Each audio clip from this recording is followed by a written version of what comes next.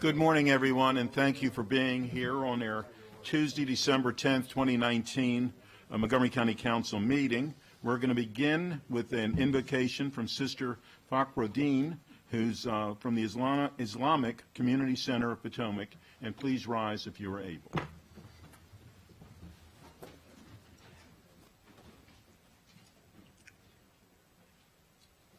Thank you for the honor. I will recite from a chapter called The Opening, first in Arabic and then in English. May it open the way for truth and justice to prevail in our community, and may our esteemed council members be divinely supported in their pursuit of this. Bismillahirrahmanirrahim. Alhamdulillahi Rabbil Alameen. Ar-Rahmanir-Rahim. Maliki Yawmiddin. إياك نعبد وإياك نستعين اهدنا الصراط المستقيم صراط الذين أنعمت عليهم غير المغضوب عليهم ولا الضالين آمين. In the name of God, the infinitely compassionate and merciful, praise be to God, Lord of all the worlds, the compassionate, the merciful, ruler on the day of reckoning. You alone do we worship, and you alone do we ask for help. Guide us on the straight path, the path of those who have received your grace, not the path of those who have brought down wrath, nor of those who wander astray. Amen. Thank you. Thank you very much. An announcement. We have the council is seeking applicants for representative on the Board of Trustees for Employee Retirement Plans and the Consolidated Retiree Health Benefits Trust. The deadline is January 6th, 2020 at 5 o'clock p.m. Madam Clerk, do we have any petitions? Yes, President Katz, we have one petition to pass a resolution to change the name of the Washington National Football Team. We also have one calendar change on the agenda to F. The T&E committee recommended approval. What number was that? 2F. Okay. Thank you very much. Welcome. We have received the minutes of November 19th, 2019. Are there any corrections? If not, they are approved as submitted. Next is a consent calendar. Do we have a motion? It's been moved by Councilmember Reamer and seconded by Councilmember Rice that we approve our consent calendar. We have a few lights on that some folks would like to talk about the consent calendar. And the first is Councilmember Hucker. Please, Vice President Hucker. Thank you, Mr. President. I just wanted to draw my colleagues' attention to item 2F, share a little bit of good news. This is an item that was recommended by the T&E committee. This is our DOT applying for a COG grant for a travel training program using an existing ride-on bus and outfitting it to become a training center for anyone to learn how to use the bus. I know that sounds like something everybody knows, but as you might know, bus technology has improved quite a bit. This is consistent with our Vision Zero and climate and all kinds of other goals we have, and to get more seniors riding the bus, more individuals with disabilities, and others out of their cars and into buses. This ride-on bus will be outfitted with display boards and monitors and handouts, and could be a training center that goes all over the county to senior centers, apartment complexes, libraries, and elsewhere to get more people comfortable riding the bus. So I think it's a great item, and I'm glad we're applying not for our tax dollars, but for a COG grant to pay for it. Thank you. Thank you. Next is Councilmember Ream. Good morning. I just wanted to call my colleagues' attention to item G, which the Fed committee took up and had a very good discussion on. This is the purchase of a parcel presently owned by WMATA on Georgia Avenue, just on the outskirts of the Wheaton Central Business District. And we're purchasing this property with the intent of transferring it to Montgomery Housing Partnership. And Montgomery Housing Partnership owns a existing and quite deteriorated affordable community nearby, and we would have put into effect a swap, and we would allow Montgomery Housing Partnership to build a brand-new affordable community, and then we would build a park where Montgomery Housing Partnership's buildings are presently. So it's a terrific model because it allows for the county to support the production of new affordable housing and deliver a excellent urban park right in the middle of one of our more densely populated low-income communities. And there has been quite a lot of back and forth about this, but I just want to continue to reiterate that the purchase of this park, this purchase of this property really is intended for the swap, that we want the housing to be on this site and we want the park to be on the interior of the community rather than have the housing on the have the park on the edge on Georgia Avenue. There's been some questions raised by the executive branch about financing and can we afford it. Some very strange comments from the county executive. There's no money left in the Affordable Housing Fund, which is not true. There are millions of dollars remaining in our county's financing pool. But in any event, financing is not the issue at this time. That'll be something that we take up, that the executive branch and MHP work out in the next couple of years as they actually proceed. So we do need to get this moving quickly. The Parks Department has requested some language that supports a very quick administration of the disposition, and I look forward to following through on that. Thank you. Thank you. Next is Councilmember Friedson. Thank you, Council President. I'd like to be listed as abstaining on item D on the consent calendar and voting yes on the balance of the consent calendar. Thank you. Thank you. Next is Councilmember Rice. Thank you very much, Mr. President. I'd like to draw our attention to item 2A, which is a supplemental appropriation in the capital budget for Montgomery County Public Schools for school security in the amount of $1.4 million. This continues to follow on the conversation we've had over a number of years about securing our schools, making sure that our vestibules in our high schools as well as middle schools remain hardened, and then of course we'll be working down to all of our elementary schools as well. And so really appreciate the state stepping up through its commitment to ensure that it's helping us with making sure that all of our children remain safe and that they're focused just on education. So just wanted to say thank you to our state partners. Thank you very much. Councilmember Navarro. Thank you, Mr. President. I want to acknowledge and thank the Fed Committee for your vote on the swap of land right there in the middle of Wheaton. I think this is a very creative and innovative approach. I really want to thank Casey Anderson as well, the Park and Planning, for recognizing that this is one of those opportunities. And I think there are many other opportunities throughout the county that we definitely should evaluate and pursue. This is how we're going to be able to reach our goals of affordability of housing, and at the same time provide for many of those in communities where you don't have as much green space nestled in urban settings. And so I really do want to thank all of you for this collaborative approach, and I look forward to voting for this item. Thank you very much. Councilmember Albornoz. Thank you, Mr. Council President. I noticed that on the consent calendar we have a number of appointments to some of our boards and commissions, and I just generally wanted to comment how appreciative I know I am and I know all of my colleagues are regarding the volunteerism of our community. And what triggered me wanting to say something was the name of Mark Farrow, who's being proposed for reappointment on the Countywide Recreation and Parks Advisory Board. Mark has been a volunteer and an advocate for over 16 years and has served really diligently on this board, rarely misses meetings, regularly shows up to community meetings to set up and take down events, mentors youth, and is exactly the kind of resident that makes Montgomery County the special place that it is. So just wanted to take a moment to acknowledge his incredible civic activity and those of all of the members of our boards and commissions. Thank you. Thank you very much. I see no other lights. It's been moved and seconded to approve our consent calendar. All those in favor of it, please signify by raising your hand, and let that show that it's 9-0 except for item D, which is 801. Thank you very much. Next is an action item, and that's for the appointment to the Merit System Protection Board, and Councilmember Navarro.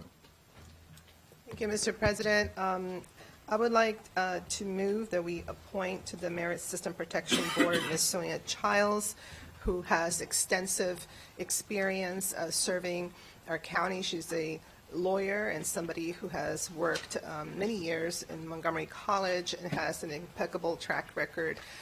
And so it is really an honor to move her nomination to the Merit System Protection Board. It's been moved by Councilmember Navarro and seconded by Councilmember Reamer. All those in favor, please signify by raising your hand. All those opposed, and that carries unanimously. Thank you very much, and congratulations to Ms. Childs. Next is an action item to amend to Montgomery County Planning Board's work program, in addition of Great Seneca Science Corridor Minor Master Plan Amendment. Councilmember Reamer. Thank you, Mr. Council President. I really want to thank my colleagues for considering this opportunity to tackle transportation and development solutions in our suburban life sciences corridor. The council enacted a master plan a number of years ago that was quite restrictive in its staging requirements. And as a result, there is a near effective moratorium on commercial development in that area, and that is in place just as our life sciences sector is experiencing a lot of momentum and growth. And the last thing we want is to have a situation where a company successfully develops a new therapy and is poised to grow and build a biomanufacturing facility here or set up a larger expanded corporate headquarters here, and then finds that there really isn't available land where they want to be in the heart of the biotech cluster, and so they move to a different jurisdiction. And that is a very significant possibility right now. So taking up the staging and the transportation solutions would be a big help. Our planning department has requested that we consider the transportation solutions within the context of the 270 corridor transit master plan amendment. And so we're accelerating that in order to be able to, not a master plan amendment, but a functional master plan, to be able to look holistically and devise other solutions. So if my colleagues would indulge me, I thought it might just be helpful just to briefly hear from the planning department about their approach. The Chairman Anderson's here, and also Bradley Stewart is here, and Brad is chair of the Life Sciences Advisory Board under the Maryland Technology Council. And Brad, if you wanted to just share a very brief reflection. We didn't need to reserve a ton amount of time today because I believe that there's consensus around this, but Are you making a motion? Are you going to make a motion on this? thank you. I move that we amend the council's, the planning board's work plan to add the item as described in Okay. number 4. Is there a second to the motion? It's been moved, and Councilmember Rice is the person that seconded it. And we're going to get to the planning board in just a second, but Councilmember Rice's light was on. Would you want to let us speak first? If you could please address, please. Yeah, Gwen will address how we're going to reconcile this, but I just want to say that we support this idea 100%, but we're very concerned that it be integrated with the transit corridor plan, and I think this achieves that. But Gwen can talk a little bit more about how it fits into the work program. Okay, thank you. Please. Thank you. Gwen Wright, Planning Director, and I want to introduce also Carrie Sanders, who is the Division Chief for the geographic part of the county that includes Great Seneca Science Corridor. We do support the change in our work program. We are very, very interested in expediting the I-270 corridor transit functional plan because there's a lot going on in terms of discussions about the I-270 corridor at this time. We feel like we need to get right on top of it because it is happening. There's a lot of discussion and decisions being made. at other levels of government. So we are hoping to really get very, very involved with that, and that plan will have an impact on the Great Seneca Science Corridor. We remain committed to the idea of infrastructure and growth being balanced, but we think there's a lot of new infrastructure that wasn't really taken into account when the original Great Seneca Science Corridor plan was done, and that the I-270 plan will help recognize and take all of that into account. So we are in full support of moving ahead. We also agree, as was mentioned in the memo, all of the discussions happened a little over a month ago. So we're actually hoping that the schedule for Great Seneca Science Corridor could start in June rather than May, because everything is sort of bumped a month. Thank you very much. Councilmember Rice. Thank you very much, Mr. President. Let me just say thank you both to Councilmember Reamer and to our planning department for really coming up after the discussion that we had with the original introduction with something that makes sense for us moving forward, and I think avails a lot of people of a lot of concern. Now people have had a chance to weigh in, they've had a chance to understand what it is that we're trying to do, and also support the idea that we know that there's a lot of conversation about what's happening in the I-270 corridor plan when it comes to transportation. We just had Secretary Ron, who's our Secretary of Transportation, step down, and now we'll have Mr. Slater stepping in his place. There's a lot of flux and transition that's happening, and so from that perspective, it's an opportune time for us to really start to talk about what some of the next steps for us are around I-270 corridor, and then how that impacts the Great Seneca Science Plan, Corridor Science Plan. So from that perspective, I think that it's really a great way for us to come together around this, and I really just want to thank again the creativity of our planning board in coming up with an idea that makes sense for us on how we move forward with getting the initiatives that Councilmember Reamer was talking about, and then also ensuring that we're protecting a lot of the things that I had mentioned in our last meeting as well. So thank you. Thank you.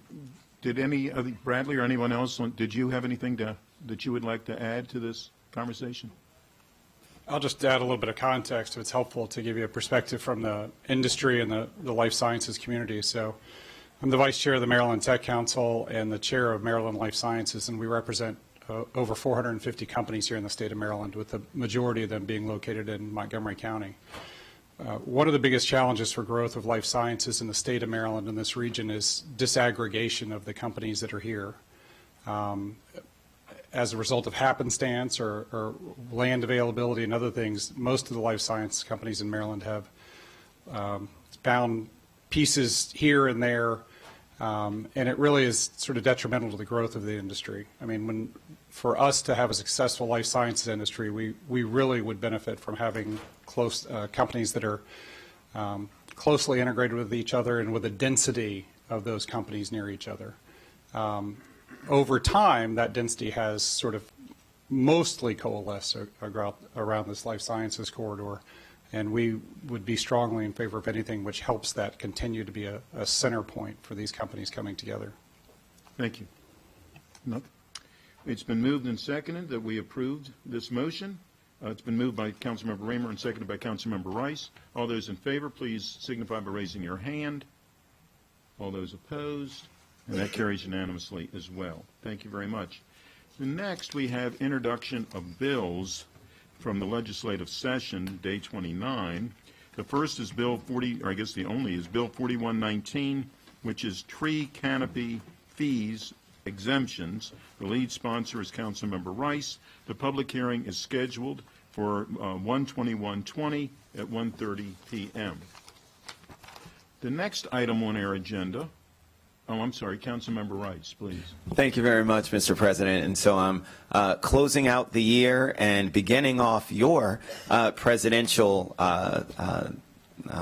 reign with a bill that deals specifically, I like that, reign, reigning as president. It's raining right now. But this is a bill that deals with economic development. Our air parks, both Montgomery County Air Park and Davis Airport, are tremendous economic generators for us here in the county. And one of the things that we realized is that trees and airplanes don't really mix well. And so it was important for us to ensure that we do a great job of allowing runways to extend in areas so that we can expand on the ability for these air parks to do very innovative work and also become even more economically viable. This is a great opportunity. If any of you have had the chance to go out to our Davis Airport, which I encourage you to do, there's some great drone technology that's going on there that is absolutely incredible. In fact, so much so that when we did our bid for Amazon, they were actually a part of that proposal because of the creative and innovative things that are going on there. And so their work in being able to expand their runway, similar to what we've already done at Montgomery County Air Park, is going to be tremendous in terms of adding to their economic viability. And so just a little tidbit, 200 jobs at our local airports, 53 million annual aircraft operations, $5.8 million in revenue per year, and it contributes $1.6 million in state and local taxes. So a great economic engine for us here, and this bill just allows them to do their work a little bit better and allows them to expand so that they can get into some of the new evolving technology. So there you have it. Thank you very much, and we appreciate it. Next, we're going to have an update on county revenues, and I believe we're going to be joined at the panel, but Mr. Smith, if you would like to. Sure. I'll go ahead and ask Finance to come down. I sent OMB to check where the Director of Finance and OMB are. Marlene will start us off, but we'll give them 2 minutes to see if they can be here in a few minutes. Okay. Thank you. I'll provide some introduction as people are coming down. Every year we get updates from the state on revenue forecasts. Unfortunately, they come just before the council breaks for the year. And what we try and do at this session is to give you the information we've received with not a lot of time for people to really be able to analyze it or determine what we're going to do as a result. But it's important enough that we want to give you this heads up, and then in January we will come back and have a second, more detailed discussion. At that point, we can put it in the context of the upcoming operating budget as well. What you will see in this one, I'm going to ask Jean to hit some of the highlights in a minute, that we did get a little bit of good news for one-time income tax increases this fiscal year in the latest distribution, but there's also a lot of bad news in terms of revenues being less than anticipated, particularly as compared to the last fiscal plan you adopted in June. Jean's going to hit some highlights, and then we'll turn it over to OMB and Finance to take you through it. Sure. And I thank my Finance and OMB colleagues for all the work they do in our partnership in putting this information together. As Marlene mentioned, the fiscal plan, the council sees 3 times a year. The first time they see it is in June when you pass the budget and pass a fiscal plan for the next 6 years. The next time you see it is today in December when we get revenue update. We don't know where the expenditures are at for fiscal 21 and fiscal 20 as we're going through, but today is mostly a revenue update, and then the next time the council sees it will be in March when the executive recommends a budget. And I think it's important to note that as much as we have part of the pie today in terms of understanding kind of where our revenues are being estimated, what we don't have are the expenditure side that the county executive will recommend in terms of how to balance the budget. That information will become clear in March 15th. So I will go quickly through a couple high-level points, starting chronologically. So what we do know is in fiscal 19, based on the OMB memo, we closed out almost $60 million less than we expected in resources. Although it's not noted in the OMB memo, council staff spoke with executive staff and understands that that was due to a write-down on property and income tax revenues. It was not necessarily an expenditure side issue, it was a revenue side issue. And so we started fiscal 20 with $60 million less than resources, and that will flow through some of the conversation. The next thing we know, as noted by Marlene, was that we are up in revenues. Again, the estimate is about $17 million once we get done with fiscal 20, and that's primarily due to a large increase in income tax on the capital gains side. And as OMB notes, this is a one-time game. We do not believe it will be sustained in terms of wage and salaries, but it's primarily due to capital gains right up from what happened with the federal tax law. Also noted in the memo and noted on the fiscal plan is fiscal 21 is starting with fewer resources than we believe because of write-down on income taxes and property taxes. Combined with the less resources that we're starting with fiscal 20, OMB notes that we're going to have a $130 million gap to start fiscal 21. As council staff noted at the very beginning of this discussion, the executive will be working over the next several months to figure out how to close that gap, and that will come into clarity on March 15th when we see the budget. At the same time, on March 15th, we'll have additional information in terms of revenues, state aid, et cetera, and so the resource picture will look different. And council staff will again stress that today is a snapshot in time of where we're at, and it informs discussions as we move forward, but a lot more will become clear as we get closer to March 15th. Finally, the council staff will just say that per the fiscal plan, even though the reserves are going to be ending fiscal 20 lower than anticipated net policy level, fiscal 21 and years on show that the county will have reserves at policy level at 10%. So the current plan is to refill that hole, the $60 million hole that is in fiscal 19, and continue to sustain the policy level, even though that is not shown currently in the fiscal plan for fiscal 20. With that, I will turn it over to our colleagues in Finance and OMB to go through a couple points that they want to share, and then we will open up for discussion with council. Thank you very much, and we're joined by the Director of Office of Management and Budget, Rich Manalino. Would you like to comment, if you would touch your microphone? You want, would you mind if I Mike went to do that first? first, please? Good morning. I'm Mike Coveyou. I'm the Acting Director of Finance. We just wanted to share a few things. We just finished these revenue estimates last week, and a little bit of context, the State Board of Revenue Estimates is meeting tomorrow. So we'll have more information about upcoming revenues probably tomorrow afternoon, tomorrow evening. The estimates that we're working from are based on 1 quarter's worth of data. While we're putting together the county executive's recommended FY21 budget, we'll have a 2nd quarter's worth of information available to us. We'll also have more federal data and more data from the state, including that board report that's coming out tomorrow. Keep in mind that we're sort of operating under in a new environment, especially for income taxes and especially for wealthy taxpayers. The Tax Cuts and Jobs Act has been in effect for not even 2 years now, so we don't have a lot of experience with it yet. Income tax estimates have been somewhat more difficult to get right than they had been in the not too distant past. That being said, when we're looking at the fundamentals, wage and salary growth is flat in Maryland and in Montgomery County.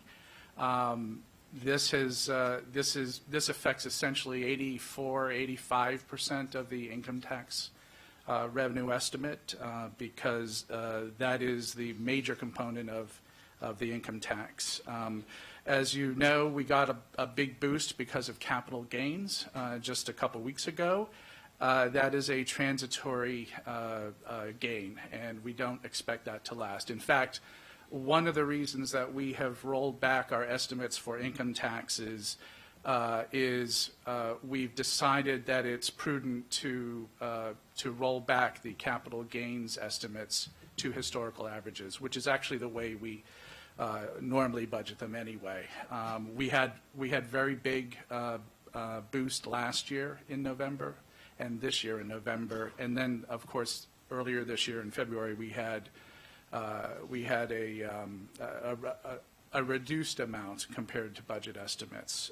So we have decided that it's prudent to, because TCJA is such a new thing and it seems to be affecting high wage earner, or high income, high wealth taxpayers disproportionately, that we would prudently reduce our estimates for capital gains and put them back at historical averages. The last thing of the 3 main things that are driving income tax estimates downward somewhat is the federal government has revised population estimates. Population estimates are one of the biggest drivers for income taxes, And not only have they revised recent months and years downward, but they've revised several years downwards. And that actually sort of gives us an idea of why income tax estimates over the past few years haven't been quite as accurate as they normally would be. Although they have been quite accurate given the fact that TCJA has sort of thrown a wrench into everything. So that's where we are in income taxes. Wage and salary growth is flat. Our population, which means our working population, is down somewhat, and we're going back to historical averages for capital gains. For property taxes, one of the biggest drivers is that assessment data that is available when we're actually building the budget in January and February is not actually being realized when we're actually billing. If I said billing already, what I meant was building the budget. When we're building the budget in January and February, we use assessment data from ESTAT, and when we bill, we're using June assessment data from ESTAT, and the two have been more different than normal, or more different than on average in the last few years. So we've decided to moderate the assessment estimates to make sure that we don't come in too low. Because when we come in too high on the assessable side, when we're looking at them in January and February, you're setting rates based on a higher assessable base than what we're actually billing. So it has effects on the charter limit and everything. The other main thing that, in fact, the largest thing that's causing, or the main thing that's causing the largest drop in property taxes is a year ago they were talking about adding, excuse me, having a brain freeze here. The Fed was actually going to increase rates. And in the spring, it actually started rolling them back. So the inflation estimates from a year ago that were used to build our budget and to actually, see what the charter limit was going to allow us to raise in property tax revenues are a little bit more than half of what they were estimated at that time. This year, inflation has come in 1% lower than what was expected, and what was expected was a little over 2%. So that has a direct effect on the amount of property taxes that we can levy every year. In fact, it cuts the amount of growth in half, not including new construction, which is in addition to that. The other thing, and a relatively minor reason for rolling back the property tax revenue estimates a bit, is that new construction has not kept pace so far this year with our estimates. It is off a bit. It is not off tremendously much, but it's also showing in transfer and recordation taxes that new construction isn't happening at a pace that we expected. So we've rolled it back a little bit because of that. The last major revenue that we have rolled back somewhat is the transfer tax. And the transfer tax is being rolled back because residential activity is significantly lower than expected, and it's significantly lower than it was last year at this time, meaning through the first quarter. And so when activity is down, normally revenues are down. It's kind of uncommon that revenues are down exactly the same percentage as the activity or the number of transfers, but that's actually been the case this year. To offset it to some extent, commercial activity has actually been up quite a bit, and commercial revenues have been up quite a bit also. But it means that growth is actually almost non-existent in the transfer tax so far. That being said, on Friday we got November data for transfers, and it was actually significantly up for residential side. So, as I said, with the Board of Revenue estimate stuff and the fact that we're using only 1 quarter's worth of data so far, there are going to be changes in revenue estimates before we actually have a county executive recommended budget. Hopefully we'll be able to have a rebound in those estimates before March 15th or March 16th when the budget comes out. And I think that's actually the overview that I had of the revenue side. Thank you. Mr. Madaleno, please. Thank you very much, Mr. President. Congratulations to you and to Mr. Hooker for being President, Vice President. I know we all look forward to working with both of you. And As do we. again, thank you, Mrs. Navarro, for your leadership over the last year for the county.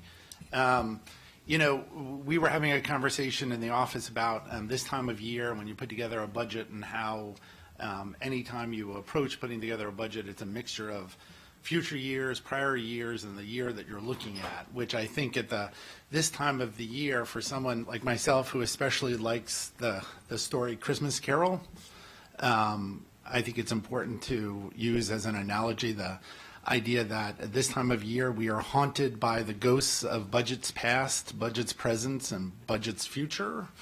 The spirits are already flashing here as we talk about them. So it was very impressive. Very impressive. And unfortunately, this year a lot of the ghosts seem to be especially fiendish because they are providing quite a fright to us all as we look at the closeout from FY19 and it being behind where we had assumed it was going to be because of continued instability in revenues during the remainder of FY19. Then we got a pleasant surprise with the November distribution. But to reiterate what Mr. Covey, you said, in the post-Trump tax cut world, all we have to go on is 1 year worth of data. And during that year, last year, there was a pleasant uptick in November and then a surprising downturn in February. And we have nothing to suggest at this point that that same pattern won't hold true. And in fact, it is prudent to assume that that pattern could hold true. And that's what these estimates are showing. Mike also brought up the whole idea of our population estimates. The growth was reduced. So it's not like the population is going down. No one should think it's going down. It's just the federal government said, oh, your increase has been a little bit less. They did that to just about every county in Maryland. This is not unique to us as the American Community Survey redoes a population estimate every year. And when they do, they redo every year going back to the last census. And so we are at that very tail end before next year and a new formal census comes out and they fix a strong number and then we restart this process again. So reduced population means fewer means fewer people means fewer people employed, means fewer tax revenues. That is the fundamental basis for our income tax. On the property tax, I think we all have to talk a little bit about where we move forward on the property tax so that we aren't getting these surprises. On the operating budget side, you know, we continue to have the same stress of a few departments that continue to struggle with overtime. There are lots of reasons why fire, corrections, transit have spending over budget, but right now those are the departments that seem to be when we do an analysis at the end of the first quarter, projecting out what the end of the fiscal year will look like, those are the departments that we are working with to see if we can't constrain their spending during the remainder of the fiscal year. Okay. Very good. Happy to answer any questions. Okay, well, we'll get to those. Anybody else for a presentation? No?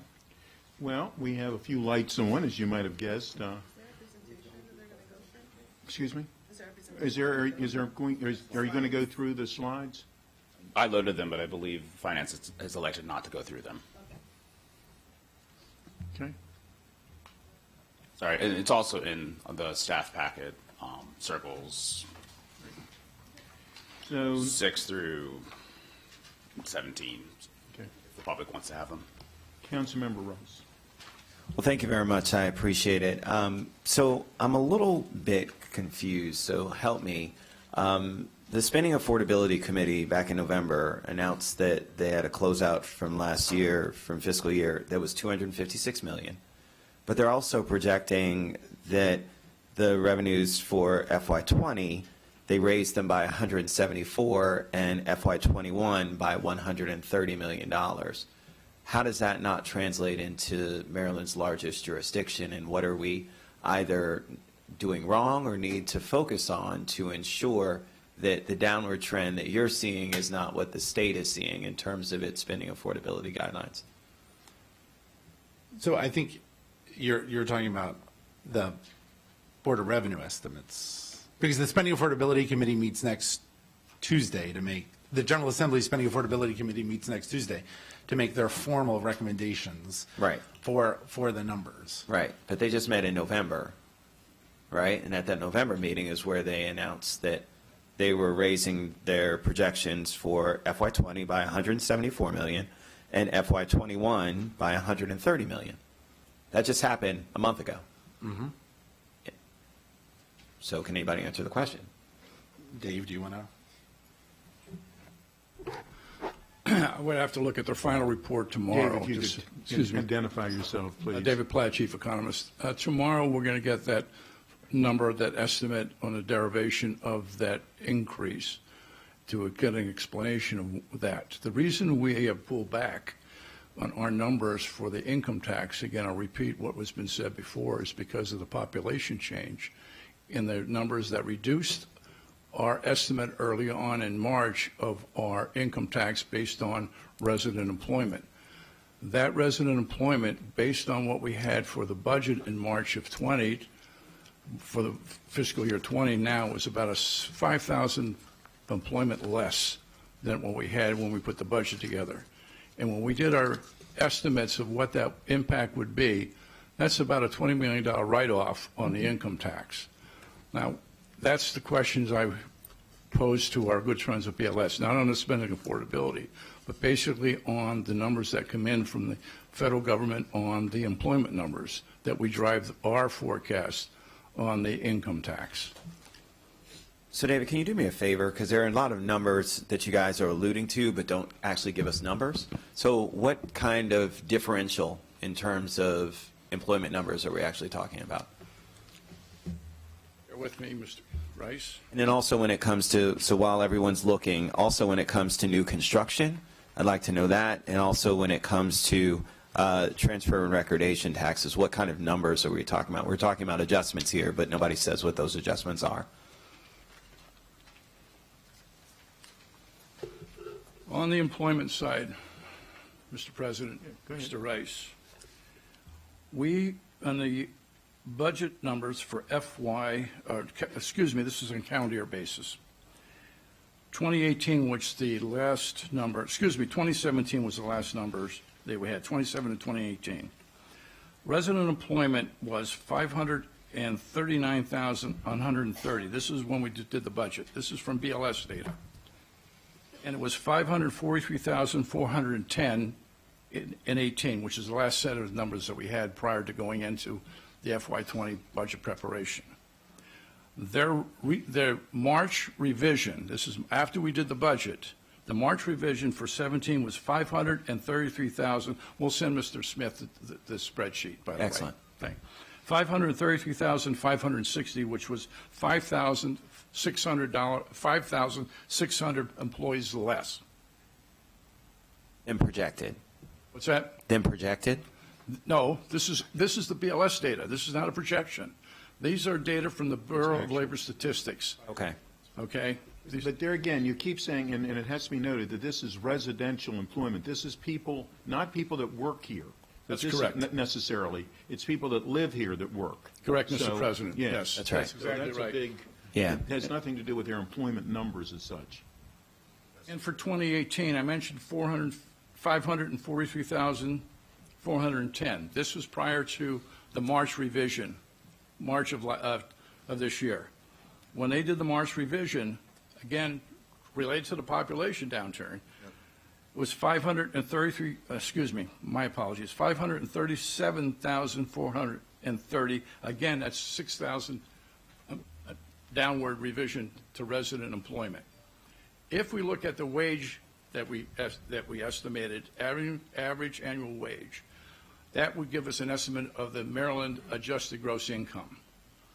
That was about, again, I'll provide Mr. Smith the data on this. But then we look at it, that's just the adjusted gross income. Then we have to look at the proportion of adjusted gross income to the tax income, which is about 84% based on data we get from the state. So we take that percentage, draw it down and say, what was the loss of revenue estimated? Again, this is estimated, and it came out to be about anywhere from 13, 14, 18, $20 million going up. So that was the write-down that we had on the income tax because of just this revision from BLS to the employment numbers.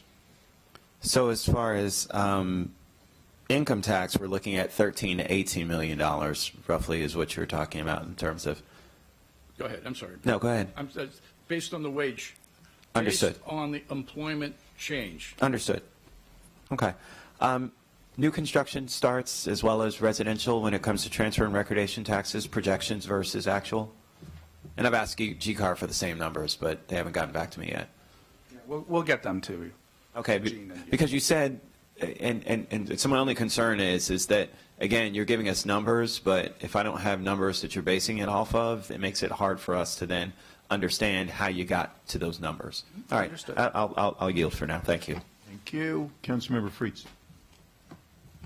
Thank you, Council President Katz, and thank you for the work that has gone into this. I have about 1,000 questions, but to spare everybody, I'm going to save them, and I am hoping that we can continue the productive conversations that we had earlier this fall. And I think what this report highlights is the urgent need to move forward with some of the recommendations that we discussed in the Government Operations Committee to really revamp the way we do revenue estimating. I mean, clearly we have a problem.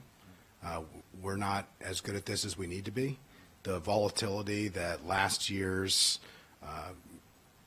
issues showed with, showing up and the county executive and the new administration, many of you included, and we receiving, a write-down of $120 million in that capital budget almost overnight. The fact that we have the situation that we're in today, the volatility that we have, the fact that a few months worth of data and a few data points are able to, turn our entire revenue estimating process into a virtual tailspin is it's just not, I think, appropriate or reasonable for the level of sophistication that we have, that your staffs have, that the county has in terms of a jurisdiction of our size and our scope and our scale. So I will leave it at that without getting into the specific details. I just think that this really is an urgent call to action. I hope that we can get a government operations meeting set up. I continue to look forward to working with Council President and Government Operations Chair as we have to move forward on the work that has already started. I think what this just does is hopefully raise the need to do it sooner rather than later, because the impact on services, the impact on people and on our residents will continue to get worse. I also think that this is a clear indication that we have real problems in the economy, that the economy is far more sluggish than we have been willing to admit, and I think we have to figure out how to resolve that. I appreciate the work that many of us are trying to do, and I think this raises the bar on that desperate need. What this is showing and the numbers that we just heard, we're not attracting enough new workers to Montgomery County. There are lots of reasons for that. There's lots of impacts that we talk about here all the time related to jobs, related to housing, related to economic competitiveness. But, the idea that our workers are going down, not up, is a huge challenge. We're not doing a good enough job of attracting businesses and attracting new residents, as the recordation tax numbers display, as the commercial accessible base numbers display and the information that we have. So we have to do a lot better. I think that is, some of it is the revenue estimating process. We had talked about adopting a more collaborative approach, smoothing out the volatility that historically we have been subject to at the local level. I think we need to go into overdrive here, working with the executive branch, the Office of Legislative Oversight, the council, all working together to figure this out, because these briefings are not fun for anybody. The challenges that we face are not appropriate for anybody. But I did have just one question related to this. In terms of practical realities today, I understand there's 130.1 million, I believe is the number, short in current projections this fiscal year to reach the 10% reserves. Is there a plan that we have or should expect based on that when we come back in January? I think when you come back in January, I mean, first, to be clear to everybody, the county executive shares your frustration. I mean, I think anyone, certainly County Executive Eldridge included, would want stability and nothing but nice, smooth, increasing numbers. We are incredibly fortunate to be home to some of the wealthiest taxpayers in the country. And as a result, their incomes drive part of our income tax, and they, as it happens in the state, that impact on capital gains can throw numbers in one direction or another, and we can only make so many assumptions as to where that path is going to go. In the abundance of prudence, I think you see a very cautious approach to an estimate.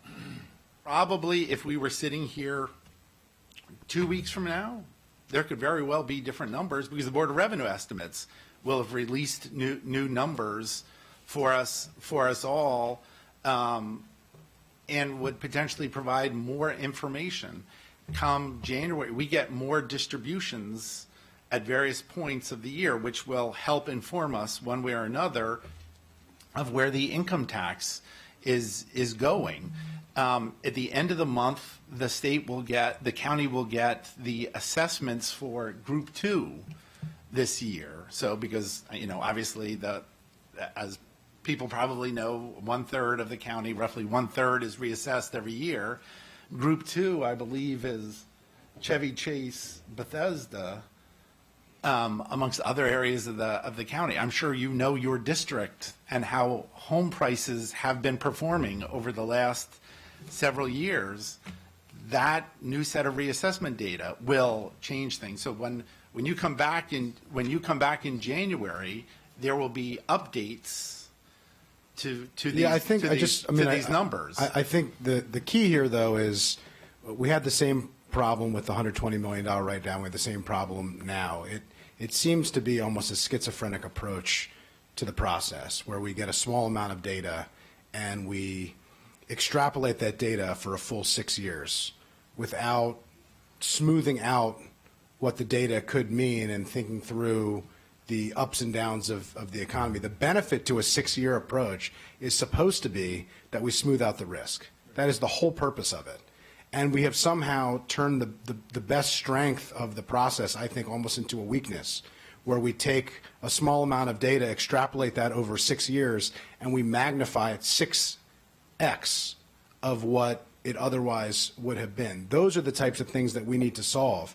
We spent a lot of time talking about the 50 families, and I think that's important to note, that there are sensitivities that we have to appreciate in terms of where our revenue comes from and what the impacts on actual services, the decisions we make here, are going to have. But we also have a lot of other data here that's showing us that we have a much bigger problem than just what 50 families are doing. The fact that resident, employment data is going down. It's not. It's not growing at the same rate. I thought it was not growing, but what I heard earlier was 539,130 to 533,400 and change. Is that correct? Right. So that was a drop of an increase of 1.8% to 1.4%. An increase. So that was based on I was told that that wasn't projections. I was told that that was BLS Right. So data. when last year we were the BLS, when you're looking at the chart, it was assuming an annual, the percent change over the prior year was going to be 1.8%. It's now 1.4%. Correct. We were specifically told that was not a projection. Is that? Right. So the actual turned out to be 1.4. Dave jumped in, Can please. he? I'm sorry, go ahead. Go ahead, Dave. Well, go ahead. Mr. President, Mr. Bridget, it was a change in the growth rate. It was bringing the numbers down. Oh, okay. That didn't appear to be what you said earlier. That's right. So I'm sorry. I appreciate it. I appreciate it. So that's what I came in thinking that it was. I thought it was even worse than I had thought, but it's still not good. And the reality is we're in the business of growth. If we're not growing, we are falling seriously behind, and that's where severe cuts and challenges to services and very difficult decisions have to be made. So we have to solve this problem. It's a very broad problem, and I look forward to having a broader and much more specific conversation in the Government Operations Committee in the Thank new you very year. much. Go ahead. May I add a little bit to that? I don't disagree with most of what you said. I would say that I'm looking actually at our the history of variances on tax revenues, and it's excellent, and it compares favorably with pretty much any jurisdiction you will talk to. As Rich noted, those 50 taxpayers really do make a huge difference sometimes. Not every November, not every year, as much as last year and this year, but they really do make a big difference. That being said, our history is very good. When we're talking $130 million, we're talking about 1% a year. It's not, it's not the sky is falling. It is an issue. We obviously are dealing with it, want to deal with it, would be happy to have your assistance dealing with it and work more collaboratively. But honestly, our history of projecting revenues has been quite good over the years, and it hasn't been particularly deficient in the last few years, especially when you compare us to other jurisdictions that are like us. So I would say, yes, let's collaborate more. It probably would have been better if we did this after we had seen what the Board of Revenue Estimates says tomorrow, because, again, we'd have more information. But we haven't substantially changed the way we estimate revenues. I mean, this is every year we're looking at revenues constantly, and we're trying to look at trends. We're trying to find and identify trends and see where we're going. We work collaboratively with the Board of Revenue Estimates and with other counties around the state to try and get things right, and we will continue to do that. And this TCJA has just made it's just changed things fundamentally for especially wealthy taxpayers. And once we've all figured that out, we'll be on a better path. But Thank you very much. Might I remind, there's many lights on when we have other topics today. So, Councilmember Jawando, please. Thank you, Council President, and thank you all for coming in. Look forward to an update after this update once we have better numbers. Yeah, I think we all do. You mentioned the Trump tax cuts, just for the millions watching at home when they hear TCJA, synonym Trump tax cuts, that benefited the very, very wealthy, right? And so the correlation between those tax cuts in our population, sitting here in the wealthiest county in the wealthiest state in the wealthiest country on the globe, it's going to have an impact, right? And I think that's what you're stating. And in the case of capital gains, that impact was positive in the sense of wealthy people got more money and decided to cash some of it in. Is that a fair, plain language statement of what happened with capital gains? I think it's fair. Mr. Platt and his staff actually did analysis of this a couple years ago and actually had predicted that there would be a bump during FY20. The question was, how big was the bump going to be? The TCJA made people fundamentally change the way they were carrying their capital gains, and just from what we've seen in the last two Novembers, they decided to hold on and then use the lower rates that were in the Tax Cuts and Jobs Act, or TCJA, and start Trump tax cuts. yeah. and actually make the switch in 2018, which is why we saw a huge bump in November. And David probably give you more information on that, but it did fundamentally change behavior, at least for a couple of years.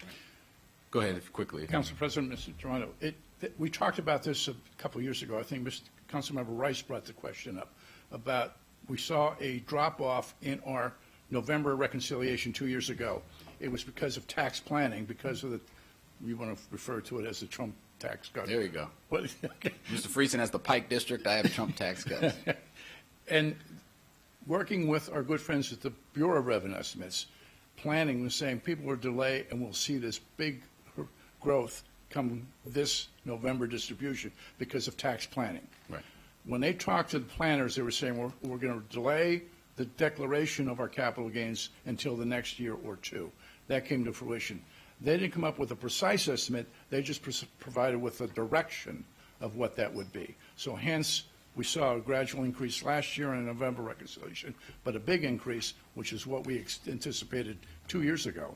Right. In that. We didn't know the value. I'm being very precise about that, but we knew that would be Be a an rather increase. catch-up.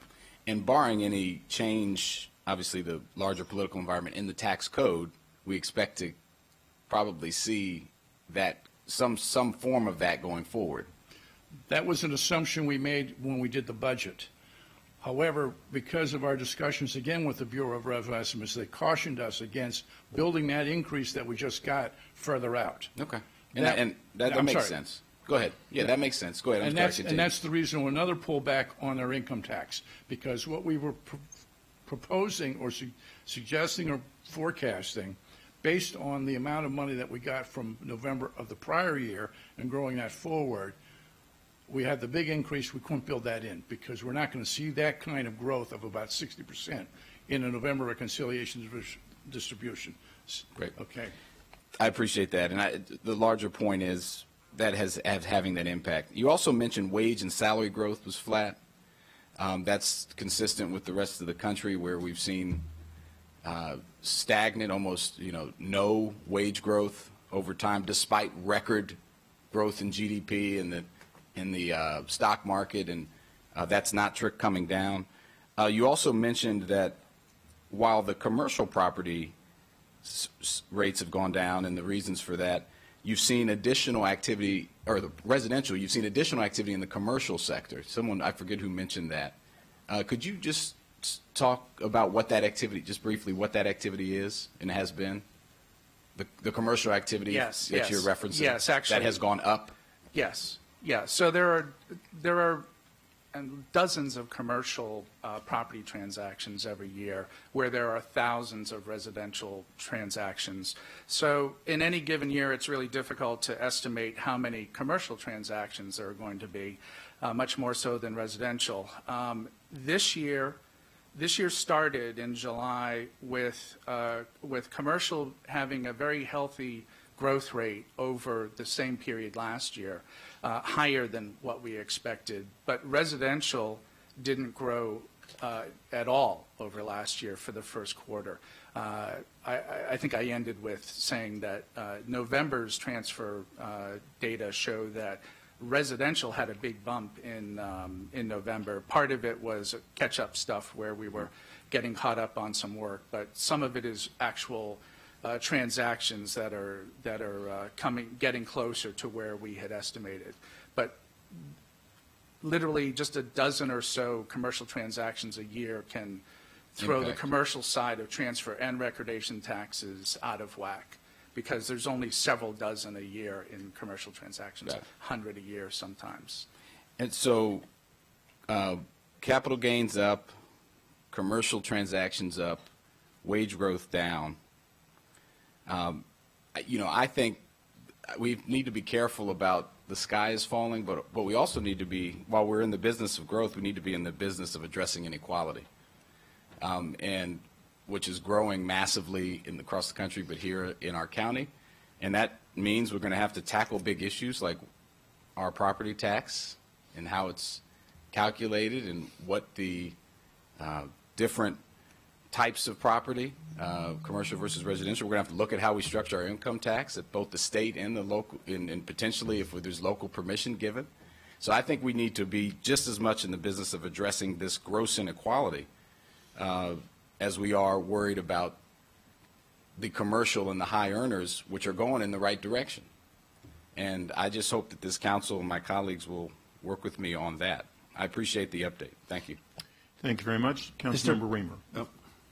Go ahead, please, but we've got to move on, please. Really quick, we got notification that the state supervisor of assessments for the county is retiring at the end of the year, and that we're to nominate people for that job, and the starting salary is $72,000. Well, imagine that against who amongst senior officials here or in your own office might be willing to take that salary. Councilmember Reamer, please. Thank you. Well, it's disappointing revenue numbers, and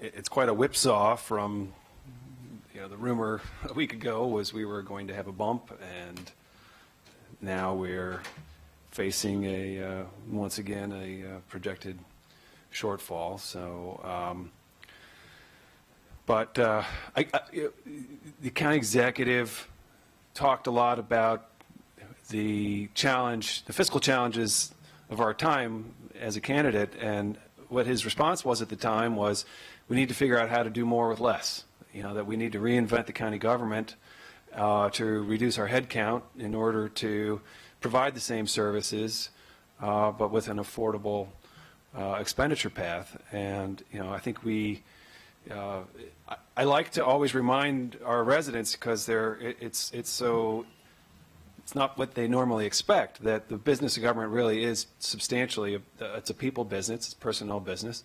In the school system, 90% of the expenditures on payroll. In the county, it's about, 70%, I think.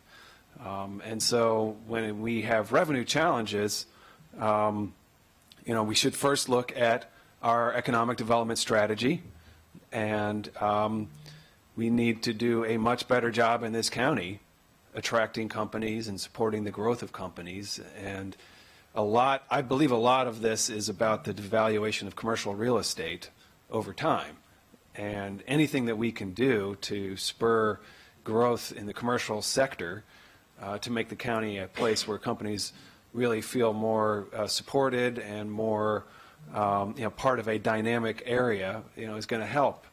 And that will pay off in terms of higher wage job growth and salaries, and then that will flow in through more property and income taxes. So I think we have some real challenges around economic development, and we need to do a much better job there. But we also have to look at the expenditure side. So do you have an update on the county executive's effort to streamline county government? So we are in the process of bargaining with all three labor groups and talking about some of the ways that we could improve productivity, potentially reduce the head count where possible.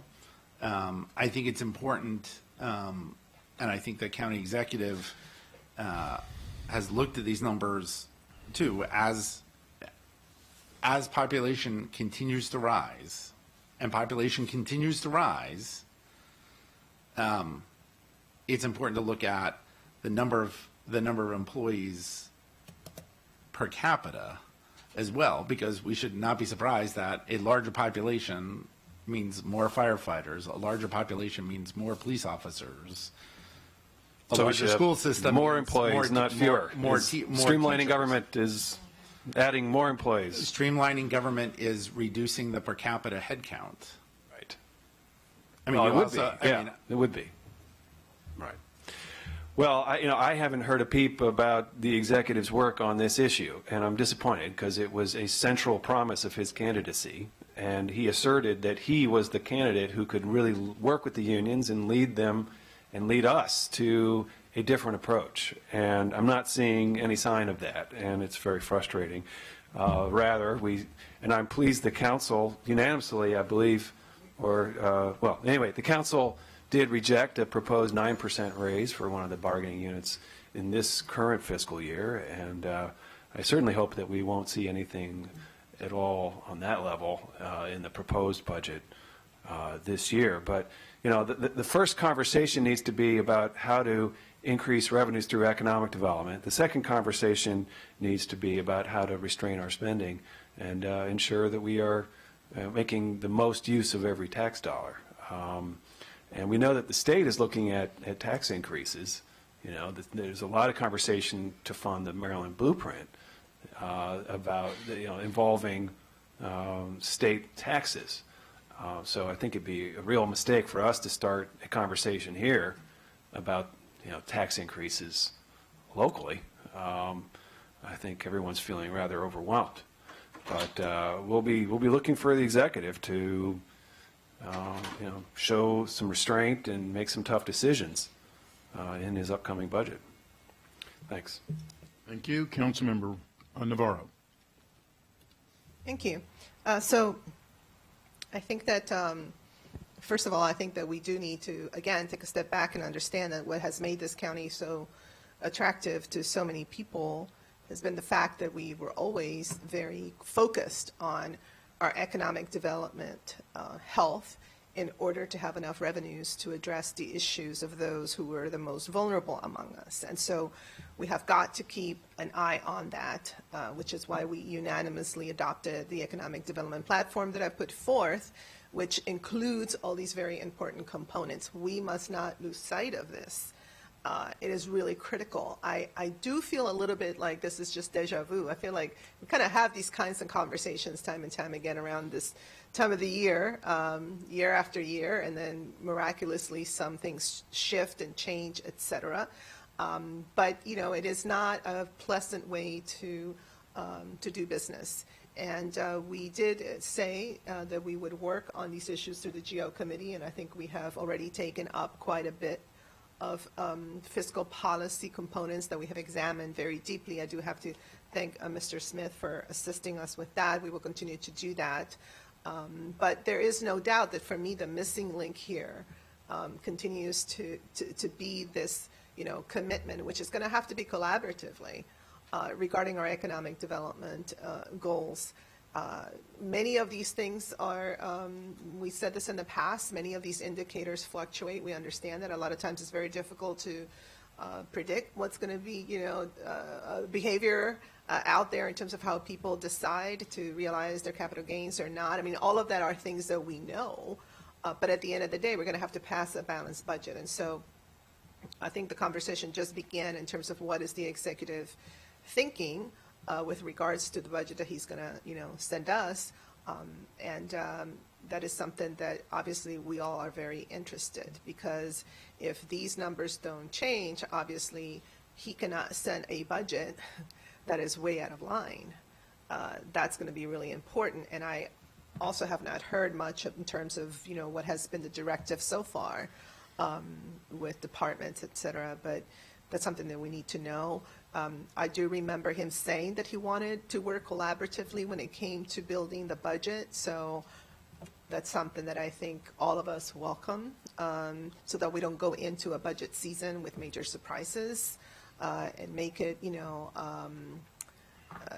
make it a conflict-ridden budget process that is not something that we want. I will also add that I don't think our residents should have to deal with a tax increase. I believe that we have got to own the fact that we need to work very diligently on this economic development issue. I mean, the county executive has been very public about contesting the Council of Government housing targets, because he says that they're based on a projection of, folks of lower income jobs. Well, we're trying to change all of that, but, we have to work in tandem. That just has to happen. And so I just, wanted to remind everybody that, we kind of been here before, you know, it feels a little bit like the script is kind of the same, it's just different players. But there is no doubt that we do have some challenges, and I know this council is really interested in working with the administration and with the executive to change that curve. So, you know, so we'll see what happens, I guess, tomorrow, I believe, that we're going to get new information, and we'll definitely keep working in the GO committee to continue to examine these policy, particular fiscal policies, and see where there are things that we may have to tweak and go in a different direction. Thank you. Thank you very much. Vice President Hucker. Thank you, Mr. President. Very helpful briefing. Thank you. Most of my questions were already answered. I want to second everything Councilwoman Navarro said about the anticipated cooperation on building the budget. We really look forward to working with you, Mr. Madaleno. Great to see you. Can I just bore down on something you said about overtime? Council President Katz and I used to sit in public safety meetings with then Chairman Elrich when he said, I know last year, this is the year we're going to come up with a proposal and tackle overtime. You said you're in discussions with fire and rescue, corrections, transit. Will your upcoming budget include additional staffing, say in FRS, to mitigate the need for overtime costs? And will there be any changes in the work rules allowing more junior employees to qualify for overtime so it's not all concentrated among senior level? Thank you. Well, I can't answer the second question because that's a bargaining Sure. question. Do you anticipate that? I can't How's answer that that going? question Okay. because it's we are still at we haven't even reached the deadline for putting ideas on the table. Okay.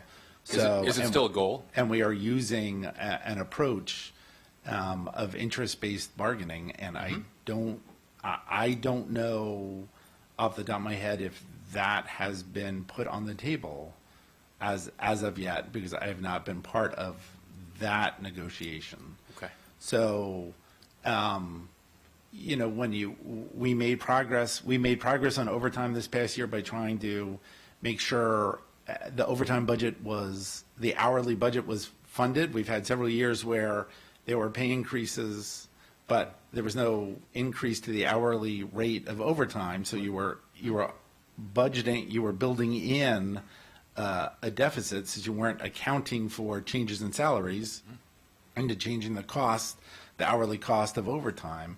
The county missed 2 training classes in prior years, and we're trying to catch up on that, which means a higher complement, which means fewer requests for overtime. So that progress is continuing, and I think the executive's intent is to bring forward a budget that continues to reduce the need for overtime. Great. Thank you. Thank you. But I think it should be noted, and as Council Vice President is certainly aware from public safety meetings, that there is, when you hire more people, there's the benefits and everything else that is associated with it. So there is a place on what used to be graph paper where overtime actually might cost you less than hiring additional people. We have to be aware of that as well. Councilmember Rice. There's no question that we're not trying to eliminate overtime. There would be Right. never. It's just how do you make sure you're not having unbudgeted overtime? Right, and how do we do it in the most efficient way? Councilmember Rice, please. Thank you very much, Mr. President, and I appreciate your indulgence in this because I'm still very challenged with the numbers that are being presented, because I'm pretty sure I'm probably the only person in this room who's bought, sold, and sold another home all in the process of within the last month and a half. So I've been very actively aware of what's going on when it comes to real estate prices, not only just in the up-county, but also in the down-county area as well. And the market's strong. When I look at, and I really want to thank Zach Trupp from GCAR with getting back to me as quickly as he did. September here in the county marked a 10-year high in median sale prices, as well as closed and new pending sales, all-time 10-year high. In October, also a 10-year high in closed sales and median sales prices. So I'm a little bit confused. Now, I've been in the market for a home for the past 6 months. Every single home that we've looked at has sold. So from that perspective, I don't get where your numbers are coming from. So again, I'd just like to work with council staff in understanding your projections because they just don't wash. Thank you. Thank you. And we obviously will be getting additional numbers, which we all need. But I think bottom line on this, and we're going to move on, but bottom line on this is economic development is extremely important. But we also have to keep in mind that our income tax comes from people that are living here, not people that are working here. And we need to make certain that our economic development, as to the platform that Councilmember Navarro brought forth when she was president, that we need to make certain that our economic development has an area in there where people that are working here live here, and people that are living here also have jobs other places as well. That is a very important part of our revenue. So with that, we thank you very much. We have a feeling we'll be seeing you again in shortly, and I know that government operations will be also having chats with you as well. The next item that we have is a discussion. The last item was just an update. We didn't have a discussion on that. We have a discussion on compensation cost trends, and I believe we're going to have a couple gentlemen join us to actually explain that to us.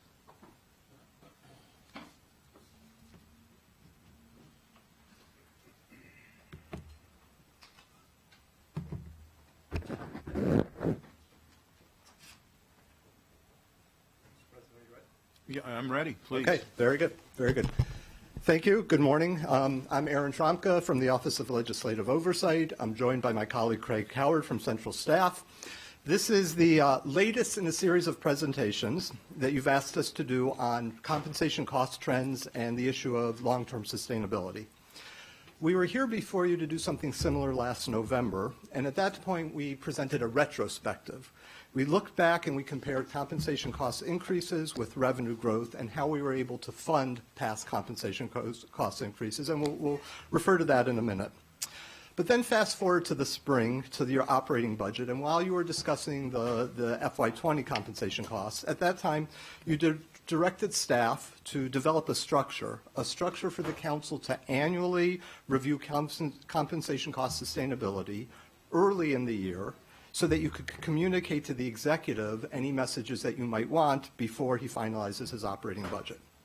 In short, what you asked us to do is provide guidance based on the data we have, and as you heard in the previous, the data is subject to change, but to provide guidance based on the data we have on how much budget room could be available to accommodate changes in workforce size, as you've just discussed, as well as changes in employee pay and benefit costs. And as a final introductory point, what Craig and I will be presenting today is a focus on the county government. As was referenced before, compensation is a major driver in all agencies, but today we're focusing on the county government. So a quick summary of what we found when we presented to the previous council a little over a year ago. From FY14 through FY19, there was sufficient revenue growth to cover compensation cost growth, but we found that worked because of tax rate increases, primarily in FY17, and unprecedented reductions in retirement costs. Absent those two circumstances, growth in compensation costs would have created significant budget shortfalls. So now let's look at the numbers.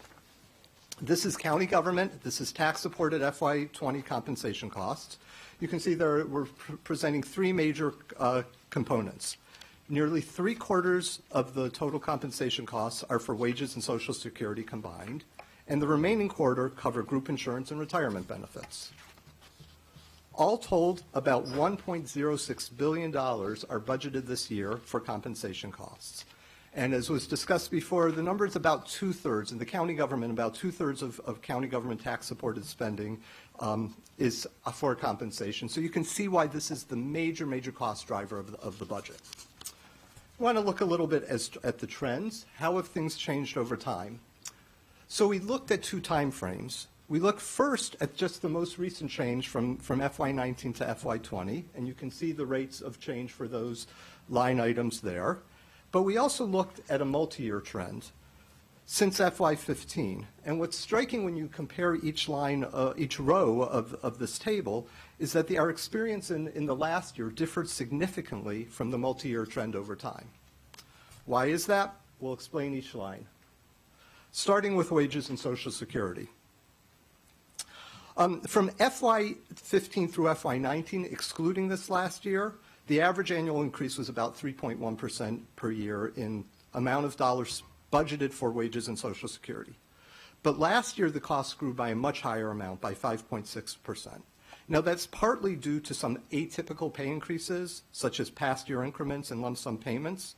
Nonetheless, even if you absent those atypical pay increases, if you control for that, wages and Social Security, absent those atypical ones, still grew by about 4.1%, which was greater than that of the previous years.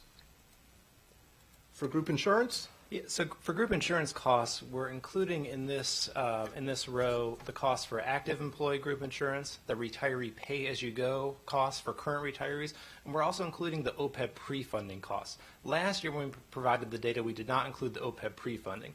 So, and I'll tell you why in just a second. The 2.2% decrease from in FY19 to 20 was primarily due to a $9 million decrease in OPEB pre-funding based on revised actuarial assumptions. And this is a budget-to-budget comparison. As you'll recall, with the savings plans in FY19, there was actually no OPEB pre-funding dollars that were paid. The reason that we're showing the budget-to-budget comparison is twofold. One, because we want to show that changes in OPEB pre-funding, either up or down, can impact the budget room in any given year when you're talking about a budget-to-budget perspective. It can either create more room for compensation cost growth or it can create less room. And the second is, as we project compensation costs going forward, we want to assume the current fiscal policy, which is to pay 100% of the actuarially required contribution for OPEB pre-funding. And moving on to the last line for retirement, we mentioned that there was an unprecedented drop. So what happened in recent years was the county government retirement costs decreased dramatically for three reasons. One, low inflation rates. That meant our COLAs that we had to pay our retirees was less than anticipated. Larger than projected investment returns, and always a shout out to Linda Herman and her staff who produced very good returns compared to what was projected. And also in one year, a very, very large decrease due to just changes in actuarial assumptions. So when we presented these numbers sitting before you last year, we said there was no evidence that that trend would continue. We expected it to change, and indeed that did happen, as retirement costs for FY20 actually rose for the first time in 6 years. So looking forward, what can we expect for FY21? Well, for wages and Social Security, of course, the executive will make his recommendations about pay adjustments and workforce size, and we'll have to wait till March 15th to hear about that. But we already know something about wages and Social Security. We can anticipate about a $9 million increase in the FY21 base budget as a result of FY20 pay increases that took effect mid-year, and the full costs then roll over into FY21. In terms of group insurance, this is very volatile, as Craig explained, and hard to predict. And so, pick your estimate. If the FY20 trend continues, then we'd actually see a reduction of about $4 million. If that 5-year multi-year trend prevails, then we would see an increase of $8 million. And on the retirement side, it's also a bit hard to predict because it's dependent on the pay levels that are recommended by the executive. But for now, we believe a fair estimate would be a continuation of the FY20 trend, which would increase their cost by about $1 million. So now we turn to what can we expect entering the FY21 budget preparation. So we'll show you some of the numbers we showed before. Again, given what we know about annualized pay increases, coupled with fairly optimistic projections for group insurance and retirement, we're looking at about $6 million or more increase in compensation costs even prior to decisions on pay adjustments and workforce size. Now, getting back to the purpose that you assigned us, the reason you assigned us to give this presentation, you asked us to tell you something about the budget room for compensation cost increase. So we need to define what budget room means. And so we're going to define the term as the amount of employee pay and benefit expenditures that can be added to the previous year's operating budget without two things happening. Without impinging on the proportional growth of other operating expenditures, making sure there's room for non-compensation items to grow, or requiring revenue generation that would be above projected based on the current tax rates. So in short, the budget room is a function of revenue growth. If revenue grows, you have room for new expenditures. If revenues do not grow, then the only way to expand compensation costs would be to reduce spending elsewhere. And here the caveat is exactly what you heard in the previous presentation. We're basing this on the numbers you heard just in the previous item, subject to change tomorrow, March 15th. But given the numbers that we have so far, we're going to look at projected revenue growth. And as you just heard, finance projects really no real growth in revenue in FY21 based on the current estimates. And remember, we have a potential of $6+ million in compensation cost increases even before decisions on pay and workforce size. So the budget room, for what we know now, doesn't really exist. Looking forward, a little bit more optimistic, because if you take the information you were given in the previous packet and look over time, finance projects average annual revenue growth over the next 5 years at about 2.1%. And so that would leave room for some modest compensation cost increase. And that'll be the subject of what Craig discusses next. So the last part of our presentation, get that off of there, is to compare the projected compensation cost growth through FY25 based on different rates to see if there may be any long-term sustainability challenges. So what we're going to do first is look at the difference between growing at the same rate as revenue is growing and comparing that to growing at the one-year FY19 through 20 trend. So we're going to start with our FY20 base compensation costs of $1.058 billion that Aaron mentioned. And if these costs grow at 2.1% per year, which is the rate of projected revenue growth in the fiscal plan, this is where they would be at the end of FY25. So if compensation costs were to instead grow at the FY19 through 20 growth rate, the combined growth rate for all those different factors that we showed you before is 3.8%. So obviously it's a little bit above the 2.1%. And that scenario is shown by the blue. So in this case, the cost in FY25 would be about $119 million higher than under the baseline revenue growth rate. And the cumulative 5-year difference, while the blue section of that chart looks a little bit small because of the proportions, the cumulative 5-year cost difference is $395 million. So that's the potential sustainability challenge if compensation costs grow at 3.8% while revenues continue to only grow at 2.1%. And obviously, a one-year growth trend may not be representative of what's going to happen over multiple years. So we can also look at the same model using the FY15 through 20 trend. So again, we'll start with our base FY20 compensation costs of $1.058 billion and show the same 2.1% revenue growth rate. If we apply the FY15 through 20 growth rates, we end up with a cumulative total of 3.5% average annual increase under this scenario. One thing I wanted to note is we are holding retirement costs constant in this model. Again, we don't think that the factors that caused them to decrease in prior years, we don't think that those are likely to recur.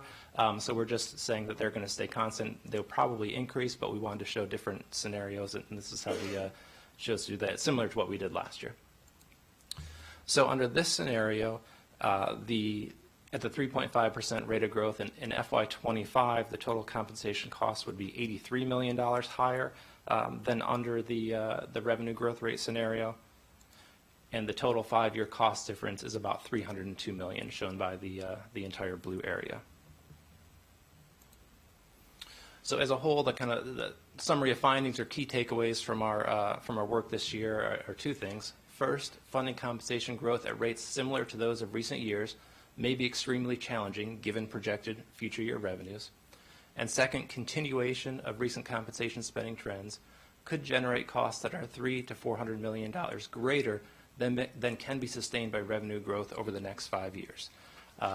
Again, this is assuming no changes in revenue growth other than what was projected, and also there can be changes in things like workforce size, et cetera, that could adjust the room for revenue growth in any of these years. So the first part of what the council asked us to do was provide this presentation each year the fall. The second part was to think about how we could communicate the findings of this presentation to the executive. Yep. what council staff is recommending is that the council adopt the following policy statement. And the entire statement is included in your packet, but I put the full statement up on the screen here too, and I'll read it. So our recommendation would be to say the following. As a means to preserve long-term budget sustainability, the annual growth rate of total compensation costs, including all wage and benefit costs, should be similar to the annual growth rate of tax-supported revenues. In submitting a recommended annual operating budget, the executive should indicate how recommended compensation cost increases compare with projected rates of revenue growth. Should recommended compensation cost increases exceed the projected 1-year or 6-year rate of revenue growth, then the executive should provide a written explanation of A, how operating budget resources are reallocated to pay for total compensation costs, and B, how the recommended rate of compensation cost growth can be sustained over time. And that concludes our presentation. Happy to answer any questions or any comments. Thank you very much for the presentation. Councilmember Reamer. Thank you. I really appreciate this work. You've been doing a terrific job, Craig and Aaron, over the last couple of years, building out this framework, this analysis, and I think it's really helpful. I totally concur with the policy statement that you recommend that we adopt. I don't know if we need a motion, but I'm pleased to make that motion if the council president believes that that is in order, but we're not doing it today. Yeah, It's not this today. is- Okay. Doesn't have to be. I'm just, want to we make can- sure we don't can have a discussion. pass this over. I think we need to do this. So whenever the time is right to do it, I think it would be very helpful. Well, we could do it today. At the risk of asking for a repetitive conversation, you're saying that the current projection is for 0% revenue growth in FY21?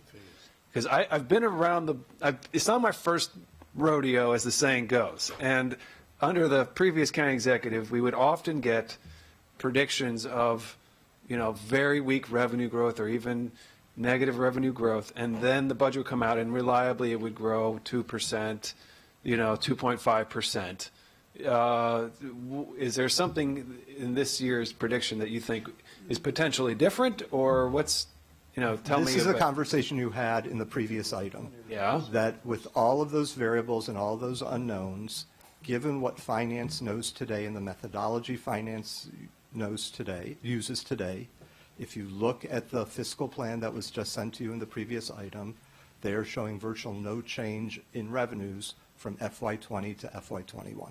Okay, and then we will have more information tomorrow from the Board of Revenue Estimates. Then we'll have another fiscal update in February before the executive's budget with additional income tax. But I have to say, if that is indeed the case, if we are indeed in a budget with a 0% revenue growth, that is going to be extremely difficult.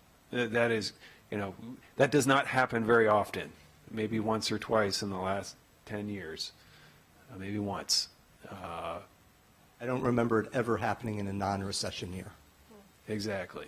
So we could be in for one of the worst budget years in recent memory, if that holds. Okay. Which does bring us back to this policy statement, which again, I think we ought to recommend. Yeah, and if you'd like to make a motion, I shouldn't have said that we're not going to vote on it today. I wanted everybody else to speak to it, but if you want to make a motion, please do so. I think that would probably be in order from a parliamentary perspective so that we can all speak to it. So I Right. make a motion to adopt this recommended policy statement. It has been moved. Is there a second? Second. It's been moved and seconded by, the motion was by Councilmember Reamer and the second was by Councilmember Navarro. But we're going to continue our discussions, and next is Vice President Hucker. Thank you, Mr. President. Thanks to both of you for the memo and the presentation. Sorry, I'm turning off my spam calls here. I'm sorry, I shouldn't have called you. I'm sorry. No. Yeah, don't do that again. Yeah.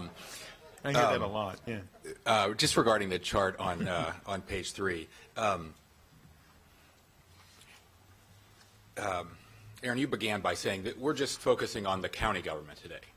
But we, in our county budget, fund 5 different agencies or so, and just the county government might be not even the largest that we have to look at every year. Are we going to have another briefing on the other agencies at all, or is this it? Do you anticipate that? I guess we can decide that. Yeah. What would be helpful to me, just the chart is helpful. It would be more helpful to me, and I bet all of us, if we had all the agencies side by side, so we could really have a holistic picture of the budget, not a more narrow one, based on one employer, the county government, not the school system, not the college, not WSSC, not park and planning.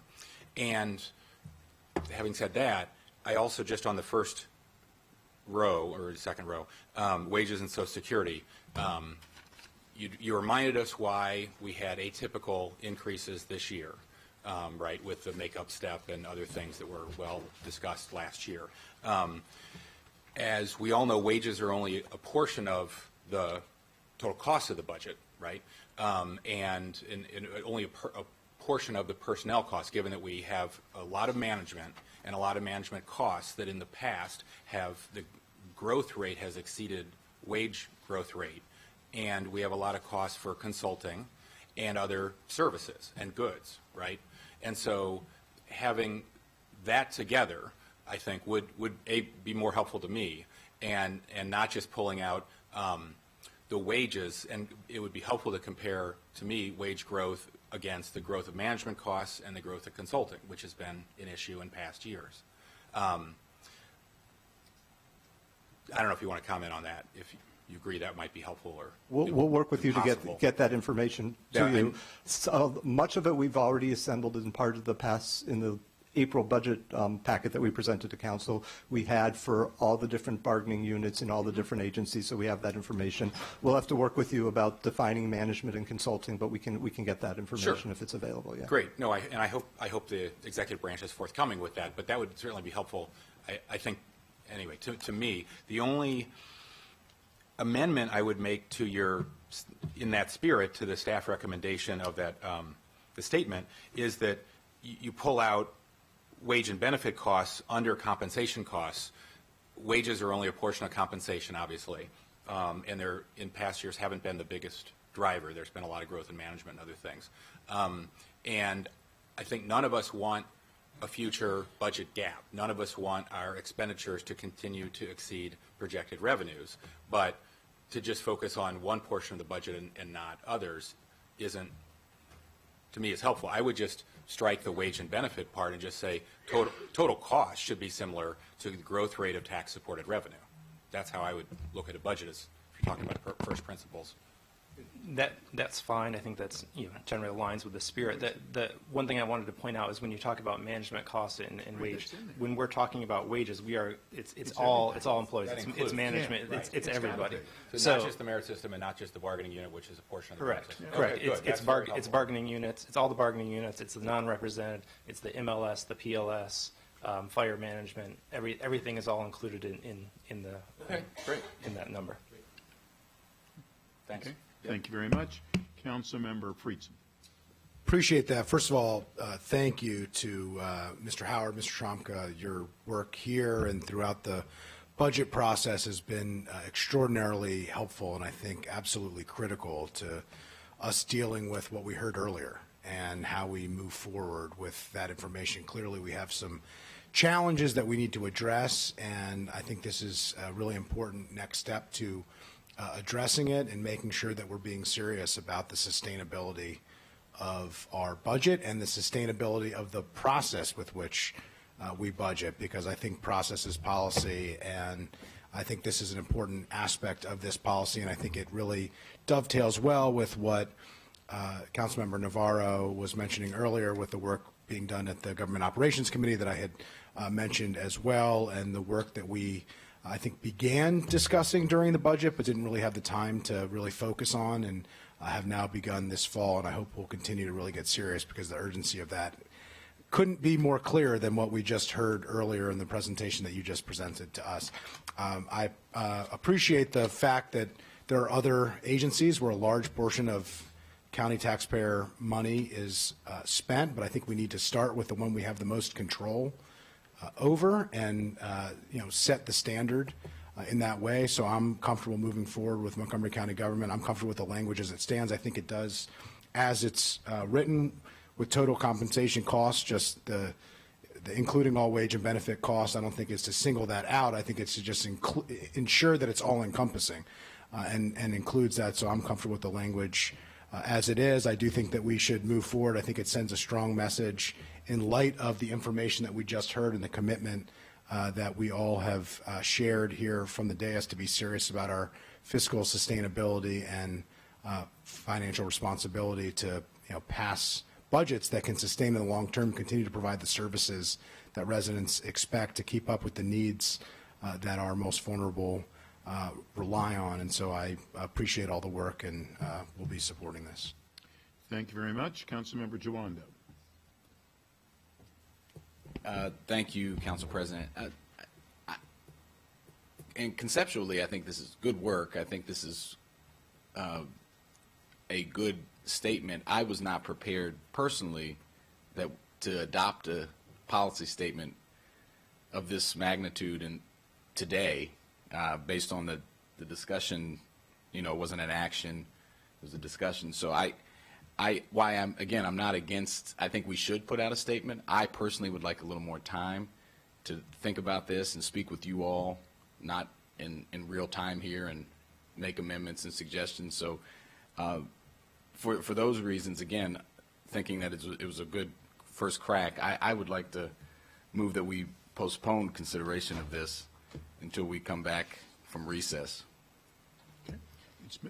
Is there a second? It's been moved and seconded that we should postpone this. All those in favor of the postponement, please raise your hand. So it's 3, 4. Okay. It's 4 people, and that was, can you put, it was Councilmember Glass, Councilmember Jawando, Councilmember Hucker, and Councilmember Albornoz. Okay? There are no other lights. We do have a motion before us.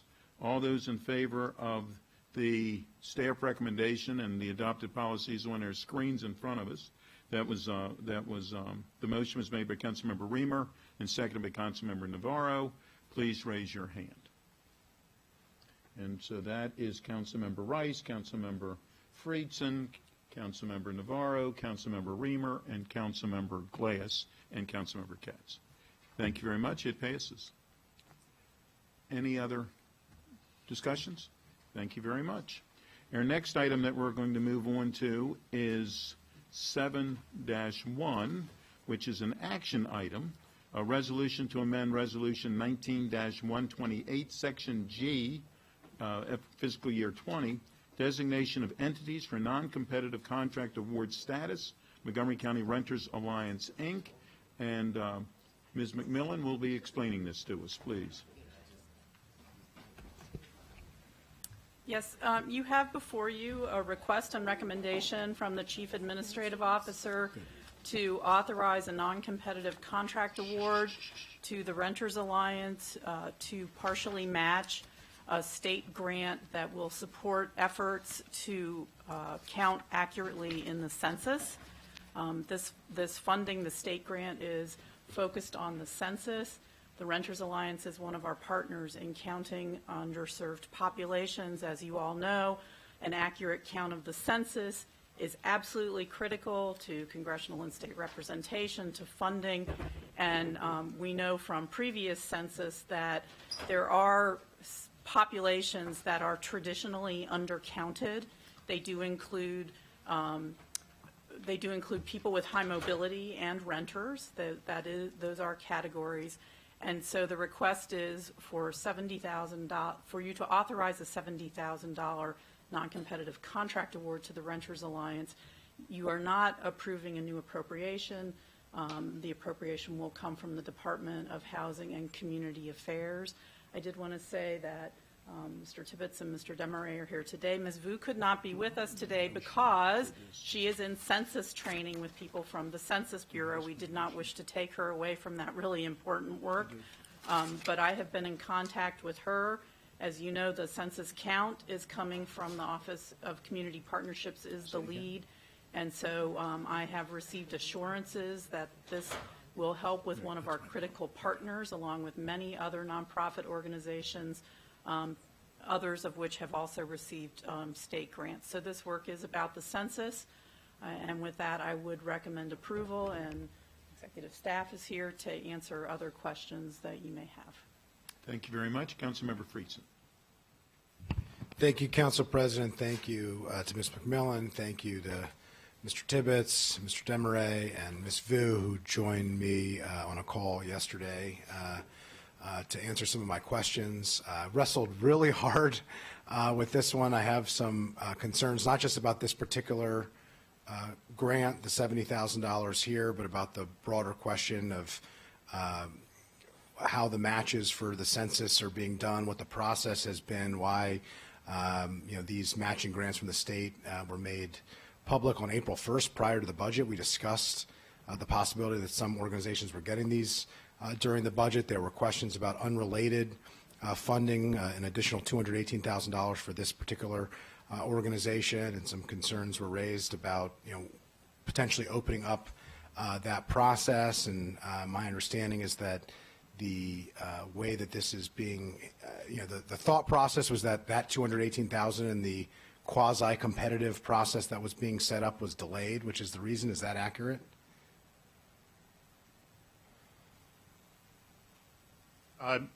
Yes, and Frank can elaborate on this. As you recall, during the budget process, there was a non-competitive for the Renters Alliance for $218,000. The council, in its deliberation in May, decided not to move forward with a non-competitive, but to put out a mini RFP and to move forward in a competitive manner. That process is delayed, and so by September, it was became realized that probably was not going to be move fast enough that the Renters Alliance and anybody else could compete for that money. So at that point, we decided to, in order to be able to utilize the $100,000 grant that the Renters Alliance had to move forward with this $70,000 and they would make up the remaining $30,000 to be able to put forth $200,000 worth of effort in order to get the most full count that we could from this hard-to-reach population. And just to update on the mini RFP, the competitive process for tenant support services is moving forward. Actually, it's going to get posted later today. Will be available for submissions through the end of the year. We'll be coming back with recommendations through the process early next year. So it's on an accelerated RFP structure. And as Dale was explaining, we had hoped to have been a couple of months faster than this, but this is where we are. Could you just explain, this is where I'm a little bit troubled. There's a mini RFP process. At least in theory, what the will of the council was for that to be competitive with a limited group of qualified organizations that could do this important tenant service work that we all want to see happen, just like, is supposedly going to be modeled after, similar to the deportation defense funds. How do we reconcile the fact that there was an individual organization that had a specific state match that was going to use the funds for the state match?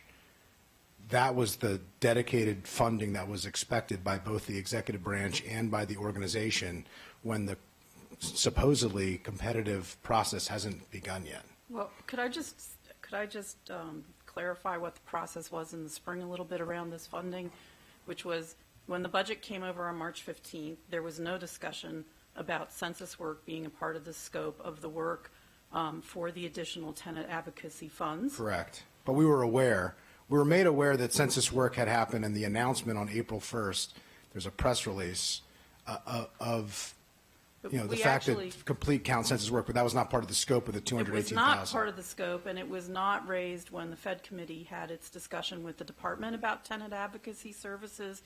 The actual need for a match for the very important census work that needs to get done was not actually raised until the council had its full discussion, and the council was having a discussion about the need for broader tenant advocacy services, and then recommended that there be a competitive process for those larger services.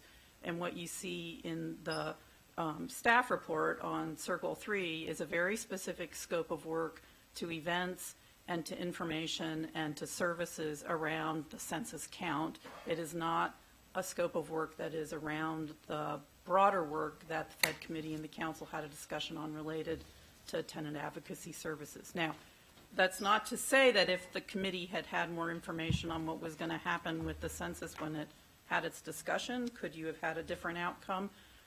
Potentially you could have, but that information wasn't brought to the Fed Committee during I its appreciate the discussion. context, but I think the specific question that I'm trying to ask is, the information that we have from the executive branch is, the reason why this is coming so late in the process, based on the matching funds, was that the RFP process was held up. And this mini RFP process was about $218,000. And my follow-up question was going to be, one, the $218,000 was not indicated originally to be part of census work. And number two, the question is, how do you reconcile the fact that by definition an RFP and a mini RFP is supposed to be competitive, and the specific organization and the specific funding to match a specific pot of money was going to go to a specific organization? Those two things can't both be true. They're irreconcilable issues. A competitive process and a non-competitive grant are by definition the opposite. I'll try and clarify, and it goes back to your earlier question concerning what counts as a match under the state census grant. State census grant counts in kind or demonstrated contributions by the organization. So an organization can have activities going on, staffed activities, providing, and we were very clear with our other organizations that are counting county grant funds and county grant activities as part of their match in census, that they can perform activities under a grant or a funded activity and complement that work with census work. And they can show to the state that by having the staff, the resources, the administrative capacity, that they are matching the state funds. So the state grant match is not precisely worded as to how that, how you demonstrate that, but you can demonstrate having capacity. So the Renters Alliance, at the time they were doing the grant application in the spring, anticipated that they would have broader capacity. That did not happen earlier this year. They were not counting on it, and they were not designated for any kind of funding. The RFP that's going out is a competitive RFP for services that will be determined.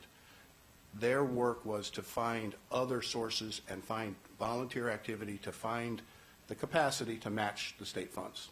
And when they realized that they did not have that capacity, they came back to the county and said, we're not going to be in a position to fully match this. We're going to match part of it. We're just going to unfortunately be at risk of the county losing the benefit of the state funds.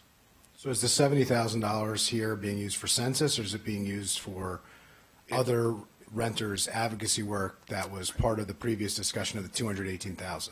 No, it's very specific. It's 100% census. It matches specifically the work product that they're doing in their state grant.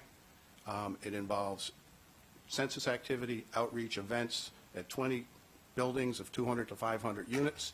It involves holding specific renter-focused census activities in 2 regional centers. It involves hiring part-time census duration staff for outreach and meeting the standards, working very closely with the Everyone Counts effort here and our Census Coordinating Committee. So it's part of the county's effort. It reflects the fact that as an organization, they've presented that we, the county, are at risk of losing $100,000 of state funds, or a substantial portion of it, with the fact that they have not been able to identify additional resources that they can count towards the match. Is that the same expectation that this was going to be used for census work when the administration thought that the mini RFP was going to go faster and was going to somehow have a competitive process that had a predetermined outcome? No, they And the RFP is focused on a fairly broad set of tenant and tenant community support that's critical to a lot of our strategic initiatives. The thinking with the Renters Alliance was that they would be potentially able to complement their work, meet the state match requirement if they were successful in that. As it was recognized that that was not going to even be possible with the timing available, that's when they approached us to say, you know, you, the county, we, the county, are at risk on this 100,000. Okay. In having conversations with the state, I understand that the county would not be eligible for the matching funds if this money was not made available. I believe in the need for a complete count. There's real serious services, particularly the most vulnerable people, on federal funding and other areas that are required here. I'm going to very reluctantly support this, but I would request, one, I want to demonstrate my significant concerns with, I think, a process that is severely broken. And two, I think that we need to have an update at Fed. I would request that the chair of Fed an update on the mini RFP, because it sounds like, although that's moving forward, I have real questions into the legitimacy of how that was moving forward, if there's a predetermined outcome to a competitive process that is by definition not competitive. And number two, I think the broader question that this raised on the census funding with partner organizations, the $500,821 that the county is getting from the state, plus the other partner organizations that are getting matching funds from the state. I think perhaps in GEO it would be helpful for us to get a full understanding of how that's working, because a lot of this caught me personally by surprise, and that could just be that I haven't been here for a census. I wasn't here 10 years ago, but there's some real challenges to this. With that said, Diane Vu and the team in the Office of Community Partnerships is working extremely hard on this. I know there's a lot of efforts going into this. I don't want to do anything that would disrupt those efforts. I really do sincerely appreciate all the work that's being done. My concerns are not related to any particular organization, that one that is before us today, and also the other organizations that do tremendous work as well. I see the benefit in having the organizations that are receiving the matching funds who are positioned to already do work and have the outreach background to reach the vulnerable and hard to find, hard to count communities and make them feel comfortable. So I'm going to reluctantly support it, but I hope that we can make sure that we fix this process moving forward. It's too important to screw up, and I hope that we can be briefed in the appropriate time and the appropriate forum on both the mini RFP for the tenant services, the $218,000, and the full breadth of census and the partnerships that we have in the county. I just wish to clarify that it is a competitive RFP. There is not a predetermined outcome to that RFP. That is not the way RFP works. That is contradictory, though, to the idea that the reason why this is coming late is that the expectation was that the organization that's receiving a non-competitive grant was going to receive money through a process that's competitive. Those two things, I'm not going to belabor the point, but those two themes quite literally are opposites of one another. Competitive, non-competitive, by definition, the opposite. Thank you very much. Councilmember Riemann. Mr. Friedson, I think you raised a lot of important points, and I do think we need to just take a look at the RFP that will be going out. Council staff, Linda, have you seen that yet already, or? I have not, but I'll get a copy from the So, department. we had this discussion at committee in the summer, and we were waiting for the executive branch to come to us with their approach. This particular piece, breaking this out, makes sense to me just because we've got state funding that we can leverage for the census initiative, and that is an urgent issue that the county really has a huge stake in. So we'll be watching closely, and pleased that the Renters Alliance was able to raise some state funding to achieve this, and we'll be watching closely, and then we'll take a look at the other tenant services RFP, where there are many organizations that provide tenant services, and we want to make sure that it is a non-competitive contract. Thank you.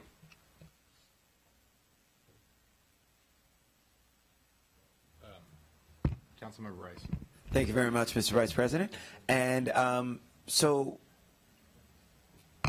I want to say that I certainly understand and appreciate the questioning of Councilmember Friedson.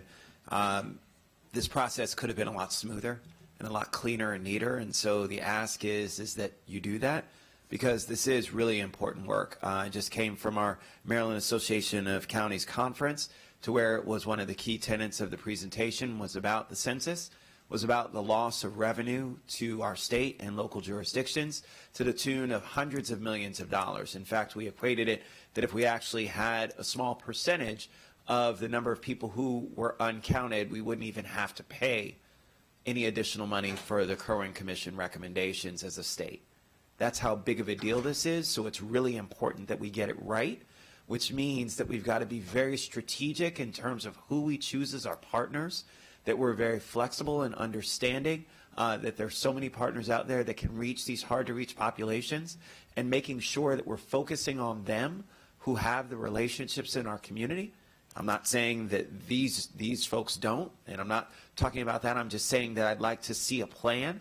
I know that Ms. Vu has been working on this, and I was at Silver Spring Civic Center when we had the great presentation that was there. I've seen the booths. I've seen all the languages for all the palm cards. We're doing a lot of stuff right, but we've done that stuff before, and it still hasn't netted us what we need in terms of reaching these populations. So when we're utilizing taxpayer dollars to get to those hard-to-reach populations, we have to make sure that it's evidence-based. We have to make sure that they actually have shown a way in which they've been able to get to these populations and get them to participate. So I just say that there's no need for a response. It's just one of those things where, again, that's what I ask of the county executive and his team, to make sure that we're focused on this, because so much is at stake. And so I really appreciate trying to think outside of the box and utilizing partners who we've used before, who have relationships in our community. It's just we need to be mindful of the relationships they have and who they're talking to, and how we can reach those folks who are not a part of any of these kinds of discussions right now, because those are the people who we need as a result of the to be counted. So thank you. Just a complimentary, our Everyone Counts flyer calculates that for each additional person we're able to count over 10 years, that equates to $18,250. So you are absolutely correct. Everyone, we need to count everyone, and it has real significance over a full 10-year period.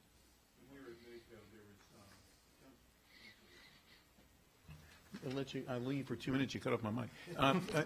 Yeah. I mean, listen. I'm watching him. I'm going to watch him. But yeah, but when Mako, but when at Mako there was a council member from Prince George's County, I believe, who was walking around with a statement, with a fact sheet about, I think, the $1 billion or more that it's cost Maryland because of the undercount. So it is extremely consistent and certainly very important. Councilmember Navarro, please. Thank you so much. So just one question. So in terms of the tenant services, what we said was that we did believe that it would be proper to follow our policy of, putting things out for competitive bid. But that was, we finalized our budget in May. But you said that the RFP is going out tomorrow, is that what you said? Actually going to get posted today. Today, okay. So that's 7 months since we made a decision. And so that's a significant problem. I know that, when we had our interview with Mr. Shetty, this is one of the things that we talked about. So I just want to register my concern for the fact that it took 7 months to put something like this out. It's not as if the work, plan and the requirements and all of those things are unknown. So I don't understand why it has to take 7 months for this to be posted. And that is a real issue in terms of the organizations that could provide this kind of support. So I think that's really unacceptable. But then the other question, because I guess maybe I missed it. So there were $500,000 in state matching funds for for different organizations to be able to partner for the census work, correct? County has $581,000. Frank, you need to speak. The county's award was $581,000. Okay, and so the idea is that of that $580,000 or whatever, that organizations would then identify matching funds to draw down on that? How does that work? The county actually had to identify its own matching funds, and then it's redistributing a portion of that, $300,000, through grants to smaller grants to organizations. Separate from the county, the Renters Alliance, Casa de Maryland, Identity, and the Vietnamese American Association separately receive a state award, and each of them has to show their match to the state award. Got it. And so, okay, and so separately, they were able to get some state funding, and that requires a match. And then in this case, the Renters Alliance has been able to raise about $30,000, and we're providing the $70,000? Correct. Is that, or, And they're or showing where it- did that $30,000 come from? It's coming from volunteer activity and from staff capacity. That they can Okay. show that they can match.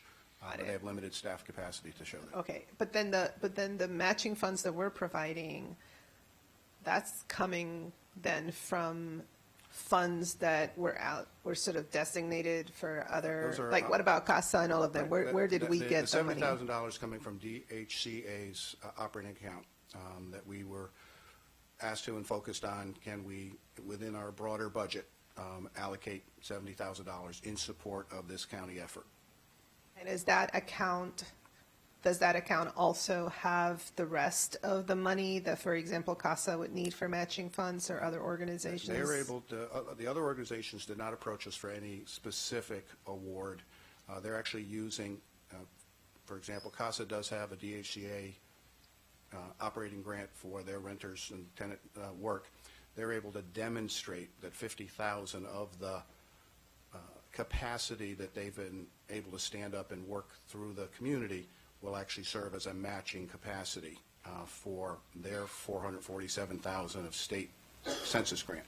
So they're spending They the have money. the HCA grant money to do tenant work, and They're doing the tenant work, but they're, the way the state allows them to demonstrate matching capacity, they're going to be showing that while they're in the community doing the granted work, and they have a number of grants that they're using for the same purpose of demonstrating matching capacity, that the state allows that, counts that as in-kind contribution or in funds in the bank that shows that they have that work ongoing. So they're delivering all the services scope and requirements they have on the DHCA grant. And at the same time, the state says they're in the community doing certain work, that they can speak to census activities concurrently and meet a matching requirement. Okay, so, I think similar to most of my colleagues, obviously, we understand how urgent this work is and how important it is. And of course, these are organizations that have been working in the ground and understand and have the trust of the community. So obviously, this is very important that it move forward.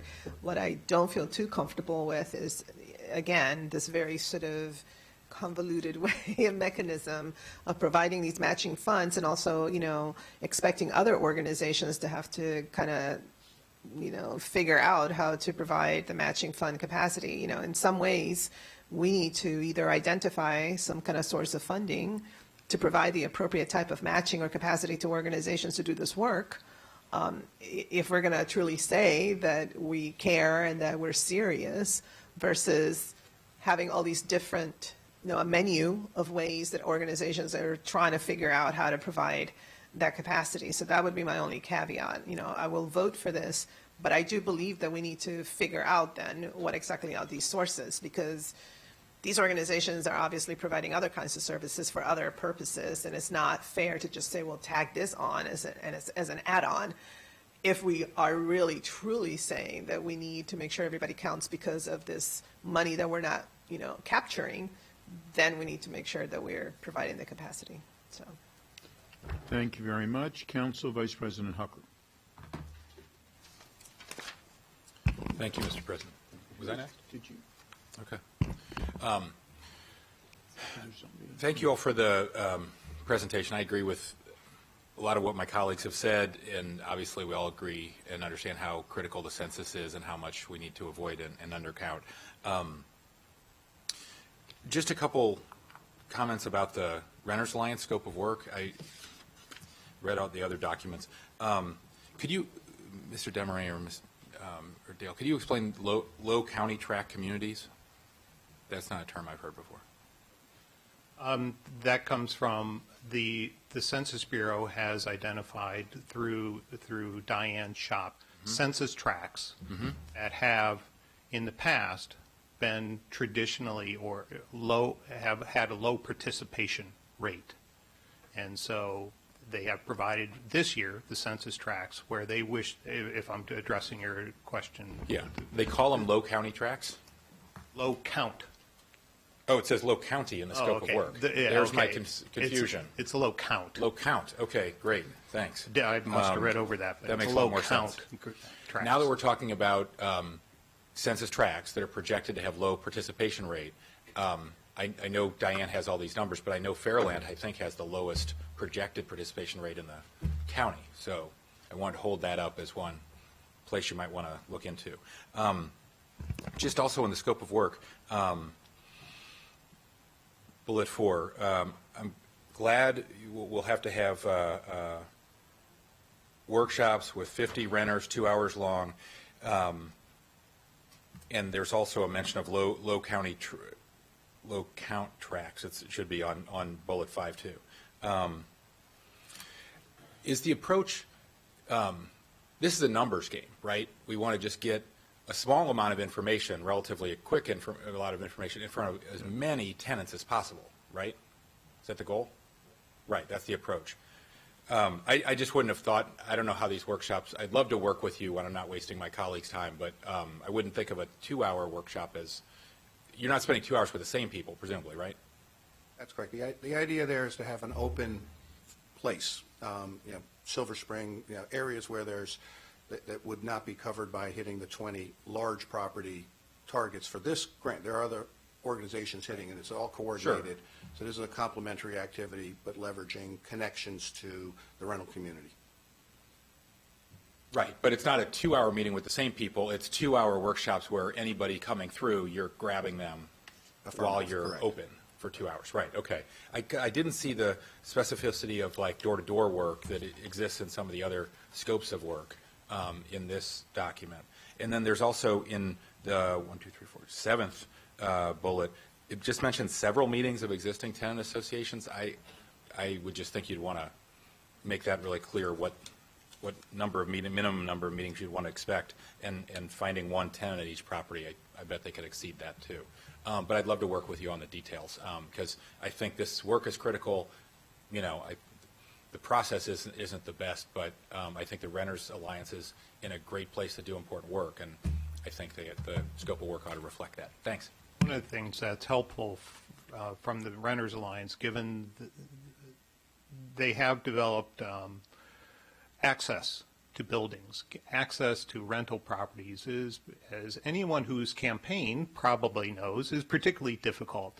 And so they have experience in being able to get into buildings. Now there are limitations on what's allowed, and there's probably the management may assert more limitations than really exists, but they do have that sort of experience, which will be helpful for this particular hard-to-reach population. Agreed.